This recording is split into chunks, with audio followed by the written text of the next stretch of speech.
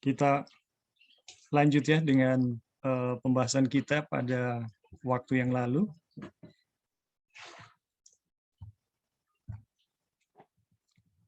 Jadi untuk Brother Heli ya maupun Sister Christy ya.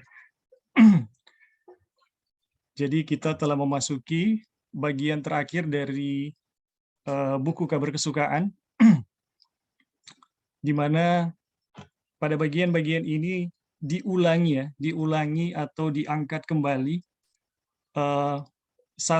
satu tema yang menjadi satu poin yang menjadi tema sentral dari surat di Galatia, dari buku Kabar Kesukaan, dan saya bisa katakan ini adalah tema sentral dari Alkitab ya, tema sentral dari Alkitab. Apa yang sedang diangkat oleh Wagoner ya, itu adalah mengenai salib ya. Bagaimana kemuliaan salib, apa itu salib, dan bagaimana itu menjadi bagian kita yang menyelamatkan kita. Jadi pada pasal ini kita diarahkan ke tema sentral tersebut ya. Dan saya bisa katakan ini adalah satu pelajaran yang sangat dirindukan, sangat disukai oleh para malaikat. Ini menjadi pusat perhatian para malaikat. Bagaimana kuasa Tuhan yang begitu luar biasa mampu mengangkat manusia dari kelemahan kepada kemuliaan. Jadi kita mengulangi sedikit ya apa yang kita pelajari di waktu yang lalu. Jadi pada waktu yang lalu kita dinasihatkan ya, kita dinasihatkan untuk tidak bermegah terhadap hal-hal lahiriah yang kemarin kita belajar ya, ada 3 hal lahiriah yang sering manusia itu megahkan, yaitu yang pertama hikmat dan kebijaksanaan atau pengetahuan, dan yang kedua adalah kekayaan, dan yang ketiga adalah kekuatan ya, kuasa. Nah, ketiga hal ini adalah hal-hal yang secara lahiriah kalau manusia miliki, manusia itu akan bermegah karena hal tersebut ya. Tetapi kita diajarkan bahwa hal tersebut adalah sia-sia. Bermegah terhadap hal tersebut adalah sia-sia karena semuanya itu hampa gitu. Semuanya di pandangan Tuhan itu tidak ada artinya ya. Hikmat atau kebijaksanaan di hadapan Tuhan, hikmat atau kebijaksanaan manusia di hadapan Tuhan itu adalah kebodohan ya. Begitu juga dengan kekayaan ya. Kekayaan itu yang manusia capai itu adalah sesuatu yang sia-sia belaka ya. Dan kita bisa melihat ya contoh-contoh yang terlalu banyak di mana manusia menumpuk kekayaan begitu banyak dan hanya dalam beberapa saat itu hilang. Hanya beberapa saat itu hilang ya. Kemudian kita juga belajar bagaimana kuasa manusia ya, entah fisik ataupun kedudukan ya. Kita bisa lihat ini adalah hal-hal yang membawa manusia kepada satu kemegahan ya, satu kebanggaan. Dan manusia akan bermegah karena hal ini. Ketika dia memiliki satu kedudukan yang tinggi atau fisik yang sangat kuat, dia akan merasa bahwa saya hebat gitu. Dan teman-teman, seperti yang kita tahu bersama ya, ini semua adalah sia-sia. Kalau kita bermegah karena hal ini, kita bisa melihat ya sejarah dari Nebukadnezar yang diberi kuasa oleh Tuhan, tapi dia lupa akan pemberi kuasa tersebut, dan ia diturunkan ya sampai kepada kehinaan yang luar biasa. Dan Tuhan masih bekerja dengan cara yang sama ya teman-teman. Ketika kita diberi sesuatu oleh Tuhan ya, atau mendapatkan sesuatu di dunia ini, kemudian kita bermegah terhadapnya, kita pun akan mengulangi pengalaman-pengalaman yang sama di mana orang-orang yang merasa mendapatkan kemuliaan tersebut akan direndahkan ya, atau akan diturunkan oleh Tuhan ke sesuatu yang rendah gitu. Nah, alasan satu-satunya bagi kita untuk bermegah itu adalah hanya kepada Tuhan ya. Kalau kita mau bermegah, kita bermegah kepada Tuhan. Kalau kita mau bangga ya, kita bangga karena kita punya Tuhan ya. Kenapa kita harus bangga kepada Tuhan? Karena Tuhanlah yang menciptakan segala sesuatu ya. Jarang sekali ya orang mau bangga, dia bangga karena Tuhan gitu. Dia punya Tuhan gitu. Nah, kalau kita tidak bangga karena kita memiliki Tuhan, nah ini tanda tanya ya, tanda tanya. Kita mungkin sedang membanggakan sesuatu yang sebenarnya bukan Tuhan ya. Sesuatu yang sia-sia atau sesuatu yang fana. Dan Waggoner menjelaskan bahwa bermegah di dalam Tuhan itu sama juga dengan bermegah di dalam salib Tuhan. Karena bagaimana Tuhan dan bagaimana salib Tuhan ya, itu adalah satu hal yang sama. Sebab semua yang dapat dipahami tentang Tuhan, kita bisa lihat di dalam salib Tuhan ya. Kita dan kita hanya bisa mengenal siapa Tuhan melalui salibnya. Karena salib itu adalah penyataan dari diri Tuhan yang sesungguhnya. Bagaimana Tuhan itu, bagaimana sifatnya, ya, itu dinyatakan melalui salib. Teman-teman, kita bisa melihat ya contoh dari murid-murid sebelum mereka melihat Yesus tersalib ya, sebelum mereka melihat Tuhan dalam perspektif salib, mereka masih membentuk image tentang Tuhan dalam pikiran mereka. Itu Tuhan yang beda ya, dan hasilnya itu sangat sangat tidak baik ya, sangat tidak baik. Keadaan membuktikan bahwa apa yang mereka miliki itu adalah sesuatu yang tidak berkualitas ya, atau tidak baik, tidak tahan uji. Jadi ketika ujian datang kepada mereka, mereka meninggalkan dan melupakan ya, menyangkali siapa Tuhan mereka. Tetapi ketika mereka melihat Tuhan, melihat Yesus, Tuhan mereka dari perspektif salib, mereka telah melihat dia dalam gambarnya yang sesungguhnya. Dan ketika mereka melihat Yesus dari perspektif salib, ya, dari terang salib, maka mereka melihat dia dalam gambarnya yang sesungguhnya. Dan ketika mereka melihat dia dalam gambarnya yang sesungguhnya, yang terjadi adalah mereka mengalami kepenuhan Kristus atau kepenuhan Roh Kudus. Jadi apa yang membuat mereka mengalami kepenuhan adalah ketika mereka mengenal siapa Yesus di dalam terang salib.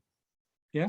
Jadi ini penting sekali teman-teman. Pekabaran ini mengajarkan kita untuk bagaimana ya mengalami kepenuhan Roh Kudus, bagaimana mengalami kecurahan Roh Kudus yang tanpa batas. Kalau kita tidak pernah memahami salib, ya, itu sama saja kita tidak pernah mengenal siapa Tuhan ya. Dan kita bisa bayangkan orang-orang yang mencoba untuk mengalami pencurahan Roh Kudus tapi sama sekali tidak memahami salib Tuhan, bagaimana penyataan Tuhan melalui salibnya, itu sama sekali mengharapkan sesuatu yang seperti katak merindukan bulan gitu. Jadi sangat tidak mungkin itu terjadi.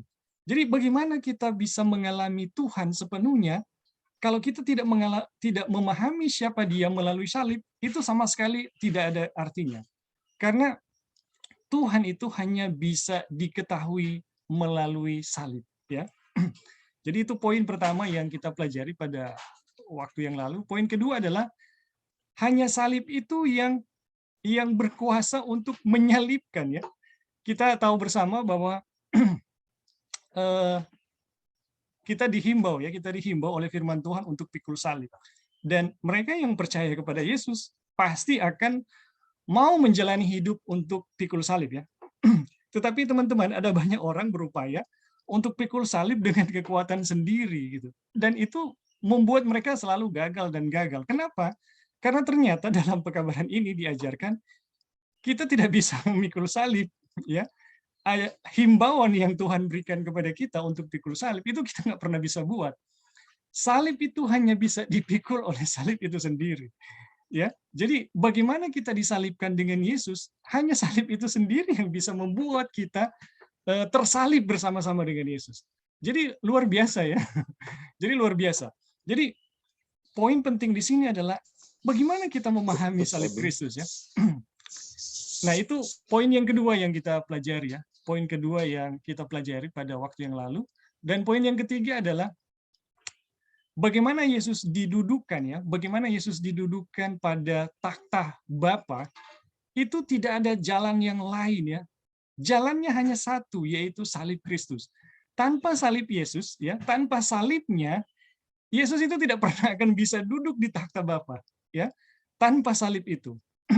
Dan kita pun dikasih tahu kepada kita, ya, pekabaran ini memberitahu kepada kita kalau Yesus bisa dimuliakan hanya melalui salib, begitu juga dengan kita manusia yang berdosa, ya.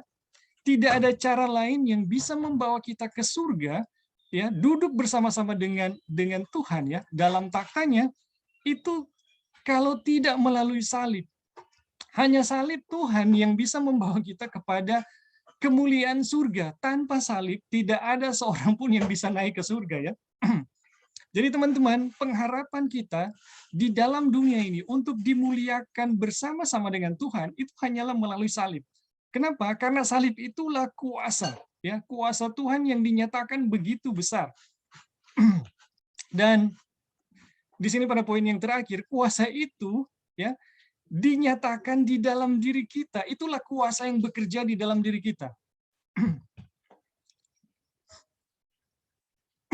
Itulah kuasa yang bekerja dan di dalam diri kita, dan itulah kuasa yang nampak dalam segala sesuatu yang mendukung, yang menunjang di dunia ini. Ini saya kasih contoh, ya. Misalnya kita lihat, ya, daun yang kena kutuk, ya, daun yang kena kutuk itu dia akan layu, kemudian dia menguning, habis menguning dia menjadi keriput dan kemudian jatuh ke tanah dan menjadi debu, ya. Itu adalah satu proses yang kita lihat yang disebut dengan entropi, ya. Atau besi yang kemudian berkarat, ya. Itu satu proses yang kita lihat di alam. Sebenarnya proses itu terjadi, ya. Proses itu terjadi itu hanya karena ada salib Yesus. Kalau tidak ada salib Yesus, daun itu tidak akan mengalami proses yang demikian. Daun itu langsung akan menjadi debu, ya. Saat dia dikutuk, dia langsung menjadi debu. Jadi salib Tuhanlah yang menunjang segala sesuatu sehingga masih bisa hidup, ya. Daun yang kena kutuk, kemudian dia layu, kemudian dia menguning, kemudian dia jatuh ke tanah dan menjadi debu, itu adalah satu bukti ada salib Tuhan yang menahan, ya. Begitu juga dengan kita, ya, teman-teman. Ketika kita jatuh di dalam dosa, seharusnya, ya, keadaan kita itu bukan berdosa. Tidak ada firman Tuhan di Eden yang mengatakan pada hari kamu makan kamu akan berdosa, nggak ada, ya. Firman Tuhan di Eden itu jelas sekali, pada hari kamu mau makan buah itu kamu akan mati. Dan mati di situ itu bukan mati rohani, teman-teman. Itu mati kekal, maut, ya. Tetapi kenapa manusia tidak mengalami maut, ya? Karena salib Tuhan yang menopangnya, ya. Ada salib gitu yang membuat dia tidak jatuh, ya. Maaf. Ada salib Tuhan yang membuat dia tidak lenyap menjadi debu, ya. Itulah kenyataan yang kita lihat. Seharusnya setiap manusia di bumi pun terjadi demikian. Pada saat berdosa seharusnya lenyap menjadi abu gitu. Tetapi kenapa dia masih bisa hidup? Kenapa dia masih bisa bergerak? Kenapa dia masih bisa bernafas? Karena salib itu yang menahannya gitu. Jadi teman-teman, kita juga bisa melihat salib itu yang membuat kita merasa ada rasa bersalah, ya. Kita waktu melanggar rasa bersalah, salib itu juga yang membuat kita merindukan sesuatu yang baik dari Tuhan. Itulah kuasa yang bekerja di dalam kita. Dan kalau kita paham ini dia, itu akan memberikan berkat yang begitu banyak, ya, kepada kita. Akan mengangkat kita daripada kehinaan kepada kemuliaan surga. Teman-teman, kita di sini untuk belajar lebih banyak apa yang telah mengangkat Yesus dari kehinaan kepada kemuliaan sehingga pengalaman Yesus itu bisa menjadi bagian kita. Jadi kira-kira itu, ya, yang kita pelajari pada waktu yang lalu. Dan sekarang kita masuk pada subtopik yang baru, ya. Salib itu menciptakan.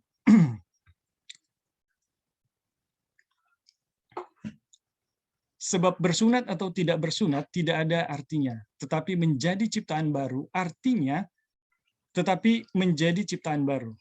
Artinya, sunat maupun tidak disunat tidak ada kuasanya. Keselamatan bukan berasal dari manusia. Apapun keadaan atau kondisinya, atau apapun yang dilakukannya. Jadi, teman-teman, salib itu adalah, sunat itu adalah simbol dari apapun yang dilakukan manusia untuk keselamatan. Jadi kenapa Waggoner mengeksposisi kitab Galatia, khususnya pelajaran tentang sunat di Galatia ya, dan mengkontraskan dengan Injil, itu bukan semata-mata sunat itu masih ada sekarang ya, sunat itu masih ada sekarang. Ini orang pun sudah nggak ada ya yang disunat, kecuali ya saudara-saudara kita yang di Muslim ya. Mungkin ada juga satu dua, tetapi itu tidak menjadi kewajiban dan mungkin tidak lagi dipikirkan sekarang. Tetapi bagaimana manusia mencapai keselamatan ya dengan upaya yang daripadanya, ini menjadi satu persoalan yang sangat besar. Apalagi ini kondisi ini atau keadaan ini berubah-ubah ya. Seperti jubah, dia berganti baju. Jadi upaya manusia untuk mencapai keselamatan ini bukan hal yang sepele ya, bukan hal yang remeh-temeh. Ini adalah satu persoalan besar yang dihadapi oleh Injil, dan ini perlu diterangi begitu jelas kepada pikiran kita sehingga kita tidak mengulangi pengalaman jemaat di Galatia ya. Kita tidak mengulangi pengalaman bagaimana jatuhnya, bagaimana kejatuhan dari orang-orang yang dulunya kafir, kemudian bertobat oleh karena Injil yang diberitakan oleh Paulus, kemudian bagaimana mereka itu berbalik kepada kekafiran. Ini satu hal yang luar biasa. Satu hal yang luar biasa yang tidak diinginkan ya. Dan bagaimana Paulus untuk menarik kembali ya. Dia sudah memberikan Injil dan mereka murtad oleh karena Injil yang dia berikan gitu. Dari Injil yang dia berikan ya. Bagaimana dia menarik lagi kembali kepada keadaan orang-orang benar atau sebagai anak-anak Tuhan, bagaimana dia bisa membawa lagi. Apa yang kita pelajari dalam surat Galatia ini atau buku kabar kesukaan ini, kita sedang mempelajari satu penyataan Injil yang paling kuat ya, yang paling tegas dari yang Paulus telah nyatakan kepada jemaat Galatia pada mulanya ya. Jadi itu yang kita sedang pelajari. Jadi teman-teman, sunat maupun tidak disunat itu tidak ada kuasanya. Keselamatan bukan berasal dari manusia. Apapun keadaan atau kondisinya atau apapun yang dilakukannya tidak bisa membawa ya manusia pada keselamatan. Dalam keadaan tidak disunat, ia hilang. Walaupun ia disunat, ia tidak lebih dekat kepada keselamatan. Jadi sama sekali tidak memberi apa-apa ya, ini apa yang dilakukan oleh manusia. Hanya salib yang mempunyai kuasa yang menyelamatkan. Jadi teman-teman, tidak ada apapun ya. Tidak ada apapun ya. Dan ya kita singgung sedikit mengenai apa yang terjadi ya, apa yang terjadi di grup ya, apa yang terjadi keadaan sekarang. Ini bagaimana manusia mencapai keselamatan itu telah diupdate ya. Bagaimana penipuan ini telah diupdate ya. Dalam bentuk satu perbuatan yang kelihatannya baik gitu ya.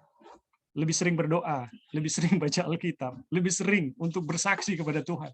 Ini adalah ketiga hal ya yang sering didengung-dengungkan supaya kita bisa memiliki iman, dan oleh iman itu kita diselamatkan ya. Ini luar biasa. Tetapi apa yang diajarkan dalam pekabaran ini tidak demikian, teman-teman. Ya, tidak ada satu apapun, termasuk hal-hal yang baik. Ini sunat ini bukan buruk ya, sunat ini baik. Tidak ada satu apapun yang dilakukan manusia yang bisa membawa manusia itu pada keselamatan. Ya, satu-satunya hal yang bernilai adalah ciptaan baru, atau sebagaimana yang ditunjukkan pada ini margin revisi ini ya. Saya tidak tahu ini apa artinya margin revisi. Seorang ciptaan baru, jikalau barang seorang tinggal di dalam Kristus, ia adalah ciptaan baru. Jadi satu-satunya yang bernilai adalah bagaimana manusia yang berdosa dijadikan baru atau dijadikan benar di hadapan Tuhan. Dan apa yang bisa membuat manusia itu diciptakan baru? Ya, bagaimana misalnya saya yang seorang pemarah. Ketika saya diciptakan baru, apa yang terjadi? Masih marah-marahkah saya? Kalau saya pembohong, kalau saya diciptakan baru, masih suka membohongkah saya? Teman-teman, ketika kita diciptakan baru, kita betul-betul baru gitu. Saya pemarah diciptakan baru, ya. itu berarti saya tidak pemarah lagi gitu. Saya saya pembohong ya, diciptakan baru saya bukan pembohong lagi gitu. Dan bagaimana kondisi itu terjadi, itu hanya bisa jadi melalui kematian kita disatukan bersama-sama dengan Dia. Jadi teman-teman, bagaimana kita terhubung dengan Tuhan, bagaimana kita bisa menyatu dengan Tuhan untuk diciptakan baru, itu hanya melalui kematian. Jadi kematian Kristuslah yang membawa kita terhubung dengan Kristus. Ya, tidak ada cara yang lain ya. Kalau kemarin ya kita sempat berhubungan ya, berhadapan ya dengan ajaran yang mengatakan, oh, kita akan berhubungan dengan Tuhan kalau kita rajin belajar Alkitab, kalau kita rajin berdoa, kalau kita rajin bersaksi ya. Itu dulu ya, itu dulu. Dan kita belajar di sini tidak ada cara yang lain bagaimana kita bisa terhubung, menyatu dengan Tuhan kalau tidak melalui salib. Hanya melalui kematian kita dapat bersatu dengan Dia. Jadi teman-teman, ini adalah satu prinsip bagaimana kita terhubung dengan Tuhan. Ya, kalau kita mau menyatukan diri dengan Tuhan, kalau kita mau berhubungan dengan Tuhan, itu hanya melalui kematian kita dapat bersatu dengan Dia. Ya, ini Wagoner mengatakan Roma 6 ayat 3. Ini ayat yang selanjutnya saya bisa hafalkan, teman-teman. Ini Paulus mengatakan, apabila kita menjadi satu dengan kematiannya, kita juga akan menjadi satu dengan kebangkitannya. Dan kalau kita menjadi satu dengan kebangkitannya, kita bebas dari dosa. Jadi bagaimana menjadi ciptaan baru itu hanya bisa dengan jalan menjadi satu melalui kematian gitu. Tanpa menjadi satu melalui kematian, tidak ada yang namanya hubungan dengan Kristus. Yang namanya hubungan dengan Kristus ya omong kosong semuanya. Jadi kita belajar ya di sini prinsip bagaimana untuk terhubung ya atau memiliki satu hubungan dengan Tuhan. Tidak ada yang kubawa di tanganku hanya pada salibmu. Ya. Hanya pada salibmu ku bergantung. Salib menjadikan ciptaan baru sehingga di sini kita melihat kembali alasan untuk bermegah di dalamnya. Karena ketika ciptaan baru itu muncul dari tangan Allah pada mulanya, bintang-bintang fajar bersorak-sorak bersama-sama dan semua anak Allah bersorak-sorai. Jadi teman-teman, kita belajar ya bagaimana salib menjadikan ciptaan baru sehingga di sini kita melihat kembali alasan untuk bermegah.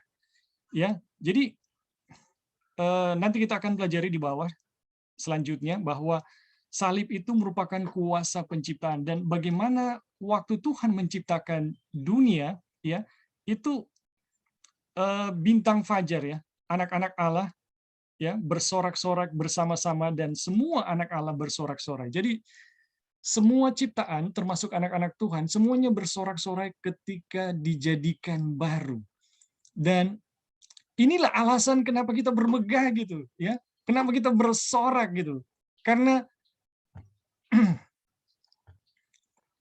Tuhan menciptakan kita baru gitu.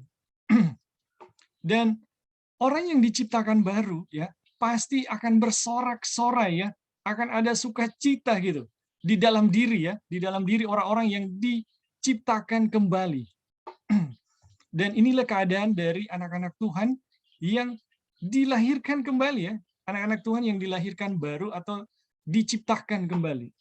Jadi teman-teman, di sini kita lihat ya bagaimana tidak ada cara yang lain di mana kita bisa mencapai keselamatan. Jadi tidak ada cara apapun ya, termasuk ya saya bisa katakan ya ada juga ajaran yang mengajarkan kalau kita memiliki kita akan diciptakan baru melalui kondisi makanan yang sehat ya. Jadi bagaimana kita bisa memiliki ya tabiat yang sehat ya, kita harus memiliki makanan yang sehat gitu. Nah ini salah satu yang menurut saya berlawanan dengan apa yang diajarkan oleh Wagoner. Ya. Tidak ada cara yang lain, ya. Tidak ada cara yang lain di mana kita bisa mendapatkan satu tabiat yang baru, tabiat yang benar di hadapan Tuhan, kalau tidak melalui salib.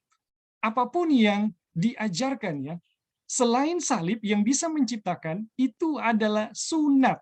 Ya, itu adalah sunat.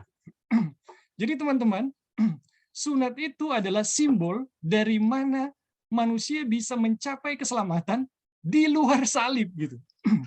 Jadi kalau kita mau hidup benar, kita mau menjadi anak-anak Tuhan, kita mau menghasilkan tabiat Kristus di luar salib Yesus, itu namanya kita sedang diajarkan, ya, untuk selamat melalui sunat, ya. Jadi inilah pelajaran yang sedang ditekankan kepada kita, ya. Oke, sampai di sini ada teman-teman yang mau kasih tambahan atau tanggapan atau pertanyaan, dipersilakan. Ya, halo, Dik. Ya, silakan, Joy. Jadi yang tadi Ebing bilang untuk baca Alkitab, untuk berdoa atau bersaksi, atau makan makanan sehat, itu semua tidak ada salahnya, itu semua sangat baik adanya. Tapi yang orang pelajari bersama-sama, yang kita sudah belajar juga sama-sama adalah, kalau kita nggak mengerti mengenai salib, apa yang Tuhan sudah lakukan bagi kita, dan kita misalnya mau mau Bible study misalnya, mau bersaksi misalnya, atau baca Alkitab, atau berdoa, atau makan makanan sehat, itu kita akan melakukannya dengan tujuan-tujuan tertentu supaya saya bisa diselamatkan kah, atau saya bisa mempunyai karakter yang baru kah. Jadi memang dalam soal makanan juga memang ada pengaruh dengan kita punya pikiran, ya. Itu jelas Ellen White sudah bilang. Tetapi teman-teman, yang akan merubah kita punya karakter atau yang akan menciptakan kita manusia yang baru itu adalah salib Kristus. Ini di sini dibilang. Bukan makanan yang menjadikan kita manusia baru gitu. Jadi kalau kita mau menggunakan makanan untuk menjadikan kita manusia yang baru, ya itulah sunat di akhir zaman, yang mana ya kalau makanan yang menjadikan kita manusia baru ya nggak perlu salib, seperti itu. Tapi kalau kita tahu bahwa salib itu menjadikan kita manusia yang baru, jadi gini ya, waktu kita belajar itu, yaitu sejak waktu kita jatuh dalam dosa, kita punya nature itu kan sudah terbalik, ya. Yang dulunya suka sama Tuhan, mau communion dengan Tuhan, mau mencari Tuhan, menurut hukum Tuhan sangat perfect, tapi pas jatuh dalam dosa kita punya kondisi itu udah upside down, sangat membenci Tuhan, dan semuanya itu yang jahat itu sudah selaras dengan setan. Nah, kalau kita mempelajari salib ini, teman-teman, kita akan dijadikan manusia yang baru, yang sama seperti Tuhan ciptakan, yang tadi di mana di sini ya, yang salib menciptakan ciptaan baru, yang mana Wagoner kembali lagi pada waktu Tuhan menciptakan Adam dan Hawa, dan anak-anak Tuhan itu bersorak-sorai gitu. Jadi waktu kita jatuh dalam dosa, saya itu sudah menjadi pikiran kita itu udah pikiran daging, carnal mind, yang semuanya itu berlawanan dengan Tuhan. Semuanya itu nggak ada yang seirama dengan Tuhan.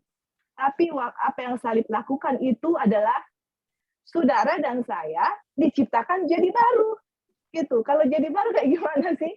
Jadi baru itu bukan rumah yang sudah tua, dibongkar-bongkar, ditempel ini, tempel ini. Enggak semua yang lama itu yang kita punya pikiran selaras dengan setan, kita nggak suka sama Tuhan, kita mau melarikan diri dengan Tuhan, itu semua diciptakan jadi baru, dan saya punya pikiran daging ini menjadi sama dengan the mind of Christ, dengan pikiran Yesus. Jadi kalau saya mempunyai pikiran Yesus, memangnya Yesus bagaimana gitu. Kalau kita melihat kehidupan Tuhan Yesus di dunia, apa yang dia lakukan, itu kita akan menjadi sama dengan Yesus gitu. Yang Yesus lakukan di dunia ini, apa yang dia lakukan, dan Yesus itu akan melakukan di dalam kita gitu. Nah, Kalau Tuhan Yesus yang melakukan dalam kita, itu mau makanan sehat kah, itu mau bersaksi kah, itu mau Bible study kah, mau komunion dengan Tuhan, kita lihat semua itu bukan satu hal yang kita akan lakukan itu semata-mata hanya saya mau bikin ini supaya saya terhubung dengan Tuhan, atau saya mau bikin ini supaya saya bisa masuk surga, saya mau bikin, nggak ada lagi alasan-alasan seperti itu gitu. Itu semua akan come up natural karena yang lakukannya itu semua adalah Yesus yang lakukan di dalam kita, dan kita udah baru ya. Jadi kita nggak tahu ya kalau teman-teman pikir manusia baru itu seperti apa, baru orang yang baru gitu, nggak ada lagi hal-hal yang lama. Jadi yang kita juga alami sendiri dalam perjalanan kerohanian kita adalah ini pengalaman kita pribadi. Waktu Bible study, banyak sekali doktrin-doktrin yang dikasih. Oh, ini harus hafal ini, harus bikin ini. Kalau nggak tahu ini, nggak mau selamat. Seperti itu. Nggak ada satupun yang kita dengar kalau nggak percaya mengenai cross. Gitu. Nggak ada satupun yang ditinggikan itu adalah salib, teman-teman. Ini kita punya kesaksian. Jadi pas belajar mengenai ini pekabaran ini, yang ditinggikan itu adalah salib, yang ditinggikan itu Yesus. Kalau dulu saya punya pengalaman, kalau ini nggak tahu doktrin ini, hilang. Seperti itu. Jadi itulah yang membuat sehingga sampai detik ini pun kalau teman-teman lihat ya situasinya, jarang sekali kita dengar satu pendeta kah atau seorang minister kah yang memang tinggi-tinggikan salib gitu, yang memang ajarannya jarang sekali, teman-teman. Yang ada hanya harus ini, harus bikin ini, begini, begitu, untuk bisa diselamatkan. Dan sayang sekali ya, makanya Tuhan Yesus belum datang-datang karena kita belum dapat dia punya kunci bagaimana untuk diselamatkan manusia yang baru. Kita semua berusaha melakukan ini, itu, jatuh. Padahal dia punya kunci di salib gitu. Nah, ini yang menjadi tantangan untuk saya pribadi ini adalah kita pribadi benar-benar ingin sekali tahu bagaimana itu apa yang salib lakukan bagi kita. Apa sih yang salib lakukan bagi kita? Karena itu adalah jalan keselamatan ya yang Tuhan bikin untuk kita. Bagaimana saya diciptakan manusia baru? Karena hanya itulah jalan untuk saya bisa untuk ada penurutan yang sempurna gitu ya, bukan saya yang lakukan, Tuhan yang lakukan. Dan kalau kita nggak ada penurutan yang sempurna atau kita nggak tahu apa yang salib bikin untuk kita nggak tahu apa yang Tuhan Yesus bikin untuk kita, ya begitu, akan jatuh terus, dan selalu fokusnya di sesuatu yang lain, tetapi salibnya itu hilang gitu. Coba teman-teman pikirkan, apakah kita dibesarkan dengan kita fokus kepada pelajaran mengenai salib? Paling harus ada begini, harus ada bumbu-bumbu yang lain gitu. Makanya setan tahu ya, apa yang paling penting itu selalu harus dia lakukan sesuatu untuk yang paling penting itu jangan kita belajar gitu. Belajar sesuatu yang bikin heboh-heboh, excitement lah, dan pakai kutipan Ellen White, comot sana, comot sini, kalau nggak tahu itu hilang, seperti itu. Tapi salib ini jarang sekali kita sampai waktu belajar mengenai salib lagi yang di buku Glad Tidings, dengan kita baca juga buku-buku yang lain. Wah, hebat sekali salib ini, yang apa salib bikin untuk kita. Makanya kita punya kerinduan, pingin sekali mengetahui apa itu salib bikin untuk kita, dan bagaimana kita bisa menerima itu dan membuat kita ini manusia yang baru, dan hanya dengan itu bisa diselamatkan, teman-teman. Wah, ini memang luar biasa ya, kuasa setan itu akan hilang, hancur, karena dia tahu kalau manusia tahu mengenai pekabaran ini, mereka tahu apa yang salib bikin untuk mereka itu, tidak, dia punya kuasa itu akan hilang gitu. Oke, thank you, Bing. Ya, terima kasih Joy. Ada lagi yang lain? Jadi teman-teman, ya bukan berarti ya ketika salib itu hanya satu-satunya ya jalan untuk keselamatan. nanti kita tidak ada satu perbuatan baik. Justru sebaliknya, justru sebaliknya. Orang-orang yang menjalani apa ya, mau mencapai keselamatan di luar salib justru jauh dari perbuatan baik, teman-teman. Tapi kita yang apa ya, mengalami jalan salib atau kuasa salib justru akan heran. Loh, kok kita bisa melakukan banyak hal gitu untuk Tuhan gitu. Tapi kita tidak merasa bahwa itu adalah kuasa kita ya, itu adalah perbuatan kita.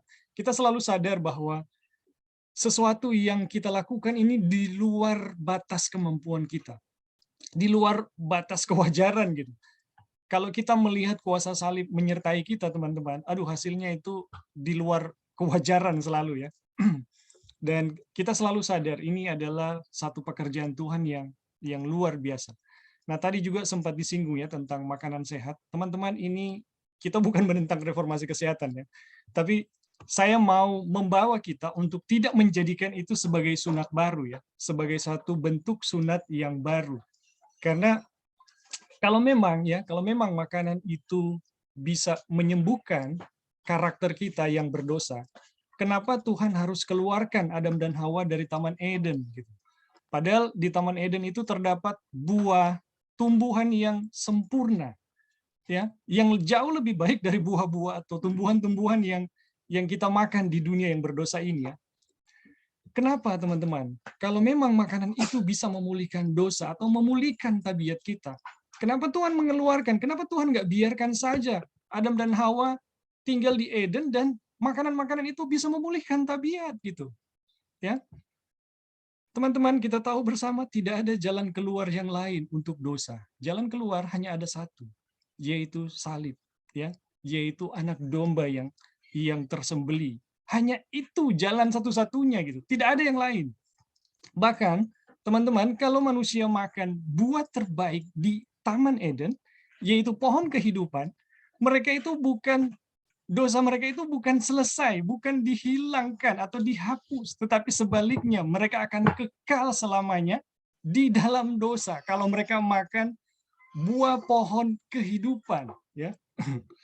Makanya Tuhan menyuruh malaikat untuk kasih keluar ini orang berdosa ini, Adam dan Hawa. Jadi jelas ya teman-teman, kita di sini bukan menentang reformasi kesehatan, tapi jangan sampai reformasi kesehatan itu menjadi bentuk sunat baru atau Injil yang lain yang membawa kita kepada sesuatu yang tidak direncanakan Tuhan. Nah, bagaimana kalau kita mengalami keselamatan oleh salib Tuhan? Bagaimana sikap kita terhadap reformasi kesehatan? Itu akan jadinya luar biasa, teman-teman. Kita tidak melakukan kesehatan ya, reformasi kesehatan hanya sekedar supaya terlihat lebih benar dari orang yang tidak melakukan, bukan. Tetapi kita akan mencapai kondisi-kondisi fisik yang super, ya, yang tidak bisa dilakukan hanya oleh mereka yang melakukan reformasi kesehatan hanya untuk mencari pembenaran, mencari keselamatan, ya. Jadi biar keadaan sakit-sakitan, yang penting sudah menjalankan, kata mereka sudah menjalankan reformasi kesehatan. Itu enggak demikian ya. Reformasi kesehatan di dalam salib Tuhan, di dalam kuasa Tuhan, itu akan menjadi satu kekuatan yang luar biasa. Kita dikembalikan kepada kondisi-kondisi yang semula, teman-teman. Jadi, reformasi kesehatan itu kalau dipahami dengan benar, waduh, itu dahsyatnya minta ampun. Oke, sampai di situ teman-teman. Mungkin masih ada yang lain yang mau kasih tambahan sebelum kita lanjut.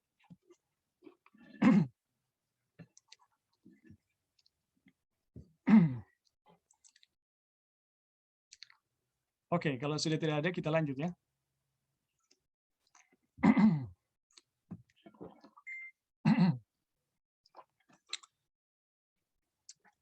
Tanda salib itu.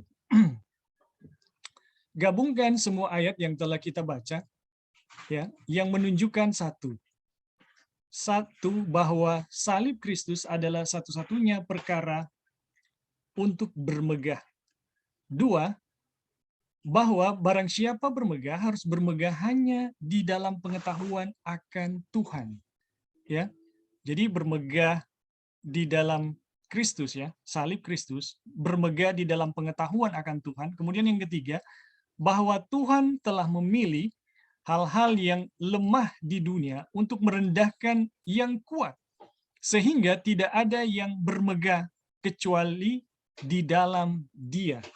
Jadi, teman-teman, kenapa Tuhan memilih hal-hal yang lemah dan rendah di dunia ini ya, yang lemah ya, untuk merendahkan yang kuat sehingga tidak ada yang bermegah selain di dalam Dia ya, selain di dalam Tuhan. Baru yang keempat, bahwa Tuhan dinyatakan dalam hal-hal yang dijadikannya dan ciptaan yang menyatakan kuasa Tuhan juga menyatakan salib, sebab salib Kristus adalah kuasa Tuhan. Dan Tuhan dinyatakan oleh salib itu. Apa yang kita miliki? Ini, bahwa kuasa yang menciptakan dunia dan segala sesuatu yang ada di dalamnya, kuasa yang memelihara segala sesuatu yang ada, adalah kuasa yang menyelamatkan mereka yang percaya kepada kuasa itu. Inilah kuasa salib itu. Teman-teman, kita dibawa ya kepada 4 poin bahwa kalau mau bermegah, tidak ada ya yang bermegah selain pada salib Kristus, dan itu sama dengan bermegah di dalam pengetahuan akan Tuhan.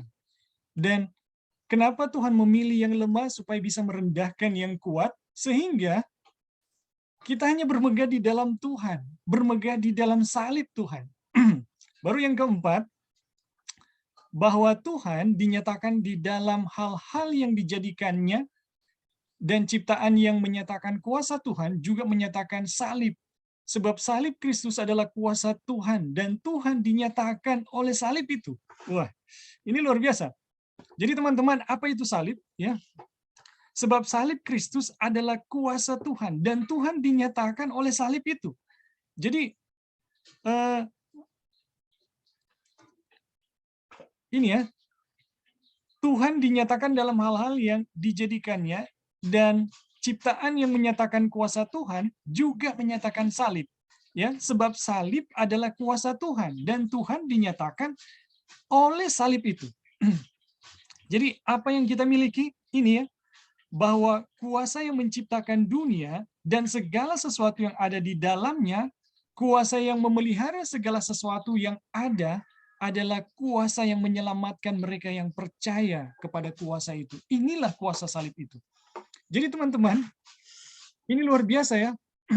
Jadi bagaimana kita bisa memahami Tuhan, bagaimana kita bisa bermegah di dalam Tuhan ya. Kalau kita bisa melihat bahwa ini ya, Tuhan itu dinyatakan di dalam hal-hal yang dijadikannya, dan ciptaan yang menyatakan kuasa Tuhan menyatakan salib Tuhan. Jadi bagaimana kita bisa memahami Tuhan, salib Tuhan ya, bagaimana kita bisa memahami Tuhan, itu hanya bisa melalui salib. Dan salib itu adalah penyataan kuasa Tuhan. Jadi dimanapun kita bisa melihat kuasa Tuhan, ya, di situ kita bisa menemukan salib Tuhan, ya. Di situ pun kita bisa melihat, kita bisa mendapatkan pengenalan akan siapa Tuhan. Dan bahwa kuasa yang menciptakan dunia dengan segala sesuatu yang ada di dalamnya, kuasa yang memelihara segala sesuatu yang ada. Jadi teman-teman, apa itu salib? Salib itu adalah kuasa yang menciptakan dunia dan segala sesuatu yang ada di dalamnya, dan adalah kuasa yang memelihara segala sesuatu. Jadi itu yang saya katakan tadi ya, kalau kita jatuh di dalam dosa, melakukan pelanggarannya, bukan jatuh dalam dosa, seharusnya keadaan kita bukan berdosa, teman-teman. Seharusnya keadaan kita itu mati, maut, kita mengalami maut. Tetapi kenapa kita hanya statusnya dikatakan berdosa waktu melakukan pelanggaran? Karena ada salib Kristus yang menopang kita. Ada salib Kristus yang berusaha untuk menyelamatkan kita. Ya. Dan kuasa yang memelihara kita itu adalah kuasa yang menyelamatkan mereka yang percaya kepada kuasa itu. Inilah kuasa salib itu.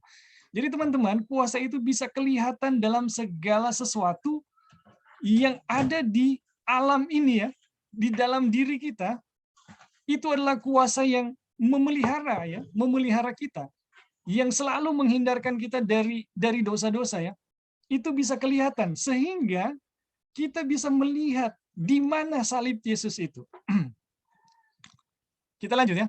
Jadi kuasa salib yang hanya melaluinya keselamatan datang adalah kuasa yang mencipta dan yang terus bekerja di dalam semua ciptaan. Jadi teman-teman, salib itu tidak terpisah ya. Salib itu bukan hanya 2000 tahun yang lalu ya. Apa yang diajarkan oleh kebanyakan doktrin ya, doktrin atau aliran ya, atau aliran dalam kekristenan itu kebanyakan mengajarkan salib itu 2000 tahun yang lalu. Tetapi apa yang diajarkan oleh Pekabaran 1888 itu mengajarkan salib itu ya, itu bisa terlihat, dia ada di dalam segala sesuatu ciptaan ya, dalam semua ciptaan. Karena itu adalah kuasa yang mencipta dan kuasa yang terus bekerja di dalam semua ciptaan. Jadi ini luar biasa ya teman-teman. Tetapi di saat Tuhan menciptakan segala sesuatu, hasilnya adalah amat baik. Jadi di dalam Kristus, jadi di dalam Kristus, di dalam salibnya ada satu ciptaan baru. Kita ini buatan Allah, diciptakan dalam Kristus Yesus, ya, untuk melakukan pekerjaan baik yang dipersiapkan Allah sebelumnya. Jadi teman-teman, ini salib itu adalah kuasa yang ada di dalam semua ciptaan ya, sehingga tidak mengalami yang namanya maut ya, atau tidak hancur oleh karena kutuk. Inilah kuasa yang menahan ya manusia dan makhluk yang ada di dunia ini untuk masih bisa menemukan Tuhan di dunia ini, masih bisa merindukan Tuhan. Sekalipun manusia ya di dalam keadaannya itu sudah begitu terpuruk oleh karena dosa ya. Dan ketika salib itu berhasil menciptakan, di saat Tuhan menciptakan sesuatu, hasilnya adalah amat baik. Hasilnya adalah amat baik. Jadi,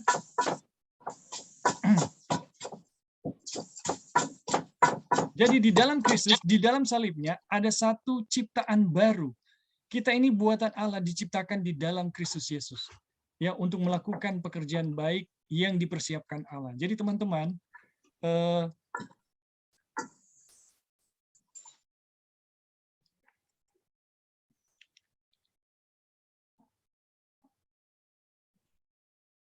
halo Joy.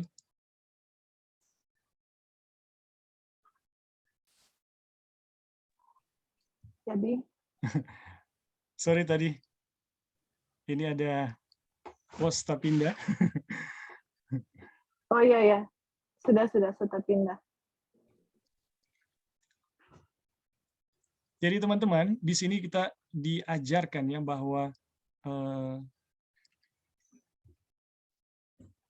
salib itu bisa terlihat ya, salib itu bisa terlihat dalam semua ciptaan karena itu adalah kuasa yang terus-menerus ya menciptakan dan terus-menerus bekerja di dalam semua ciptaan ya. Dan oleh salib itu kita bisa diciptakan baru. Dan kalau kita diciptakan baru, itu betul-betul satu kondisi yang amat baik ya, satu kondisi yang amat baik. Dan di dalam kondisi ini ya, kita diciptakan ya, di dalam kondisi ini kita diciptakan untuk melakukan pekerjaan baik yang dipersiapkan Allah sebelumnya. Jadi teman-teman, siapa yang akan melakukan pekerjaan Allah ya, yang dipersiapkan sebelumnya oleh Tuhan ya, tidak ada manusia yang terpuruk di dalam dosa yang bisa melakukan itu. Hanya orang-orang yang diciptakan baru gitu. Dan bagaimana manusia bisa diciptakan baru supaya dia bisa melakukan pekerjaan Tuhan, itu hanyalah melalui salib. Dan bagaimana manusia bisa melihat atau merasakan ya kuasa salib itu? Teman-teman, salib itu terus bekerja di dalam semua ciptaan, termasuk di dalam diri kita. Ya. Di dalam salib inilah ciptaan baru itu terwujud. Karena kuasanya adalah kuasa yang olehnya pada mulanya Allah menciptakan langit dan bumi. Jadi teman-teman, bagaimana kuasa salib itu ya yang mengangkat Yesus sampai ke surga, yang menciptakan kita kembali kepada petakalik atau karakter Kristus, itu adalah kuasa ya yang menciptakan langit dan bumi pada mulanya. Inilah kuasa yang menghindarkan bumi dari kebinasaan, yang tidak dapat dielakkan di bawah kutuk ya. Teman-teman, kalau tidak ada salib ya, kalau tidak ada salib kita semua sudah raib ya, secara eksistensi kita udah musnah semuanya. Yang membawa perubahan musim, waktu menanam dan menuai, dan yang pada akhirnya akan membaharui bumi. Jadi musim ini adalah salah satu bentuk dari kuasa salib, sehingga kita bisa apa ya? Kita bisa diperbaharui gitu. Sehingga ia akan berbuah lebat dan akan bersorak-sorai, ya bersorak-sorai, bersorak-sorak dan bersorak-sorai, kemuliaan Libanon akan diberikan kepadanya, dan Semarak Karmel dan Saron, mereka itu akan melihat kemuliaan Tuhan dan semarak Allah. Ya. Jadi teman-teman,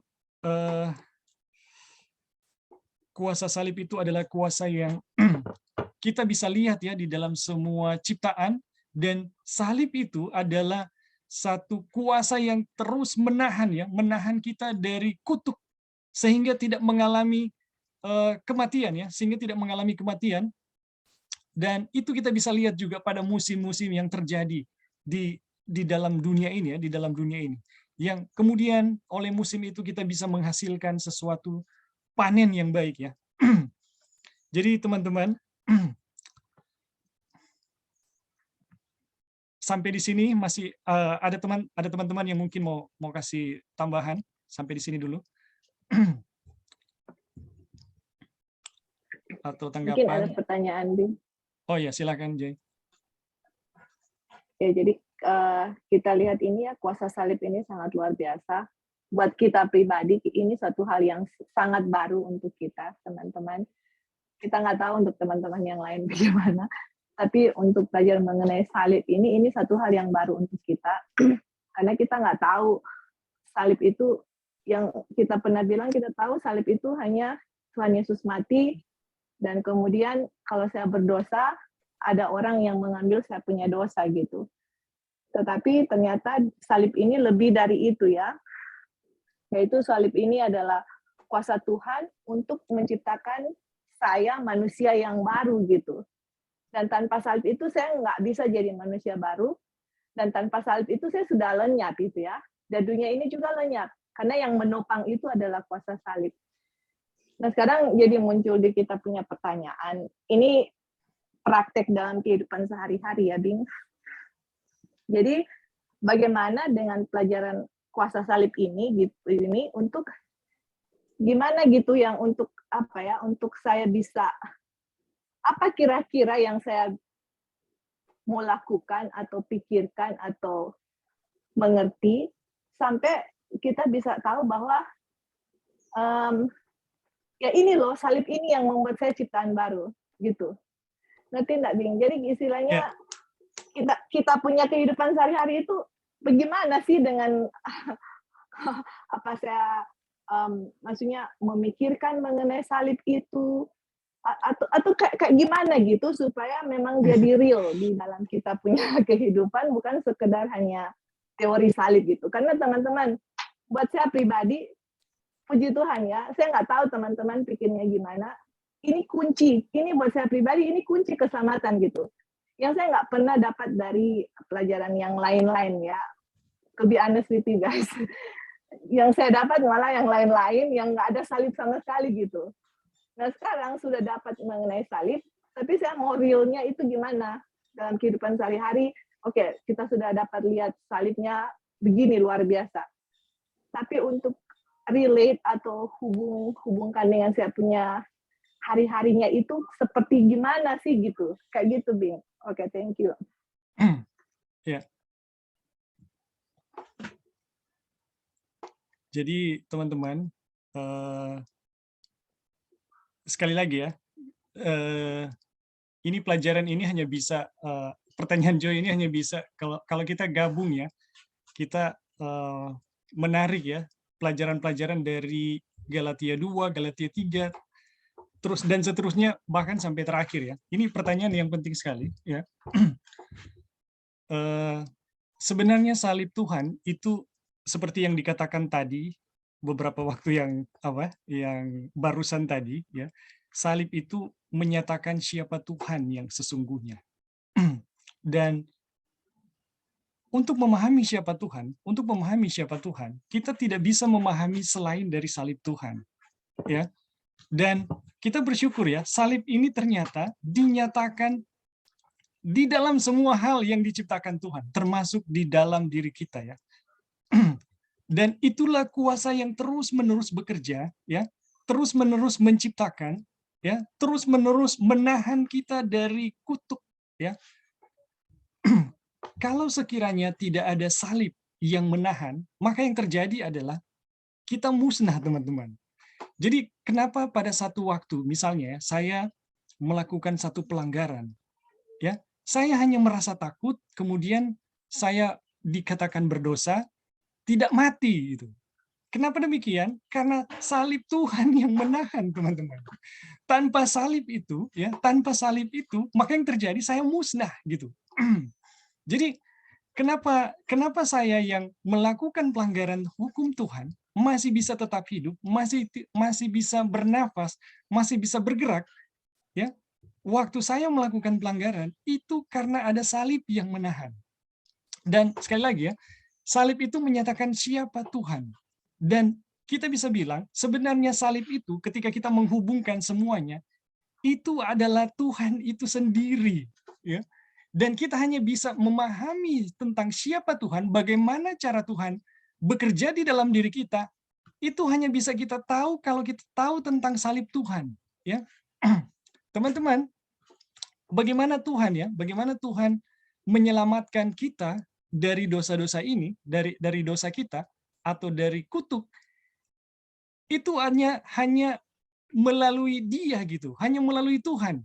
Tidak ada cara yang lain ya yang bisa membuat kita itu lepas dari dosa.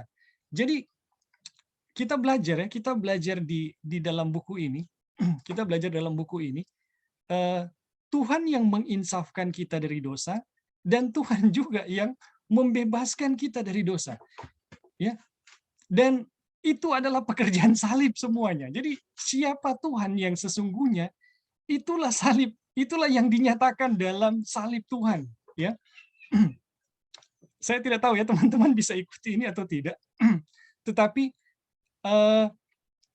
bagaimana kita misalnya mau melakukan dosa, saya merasa takut gitu, saya merasa was-was gitu.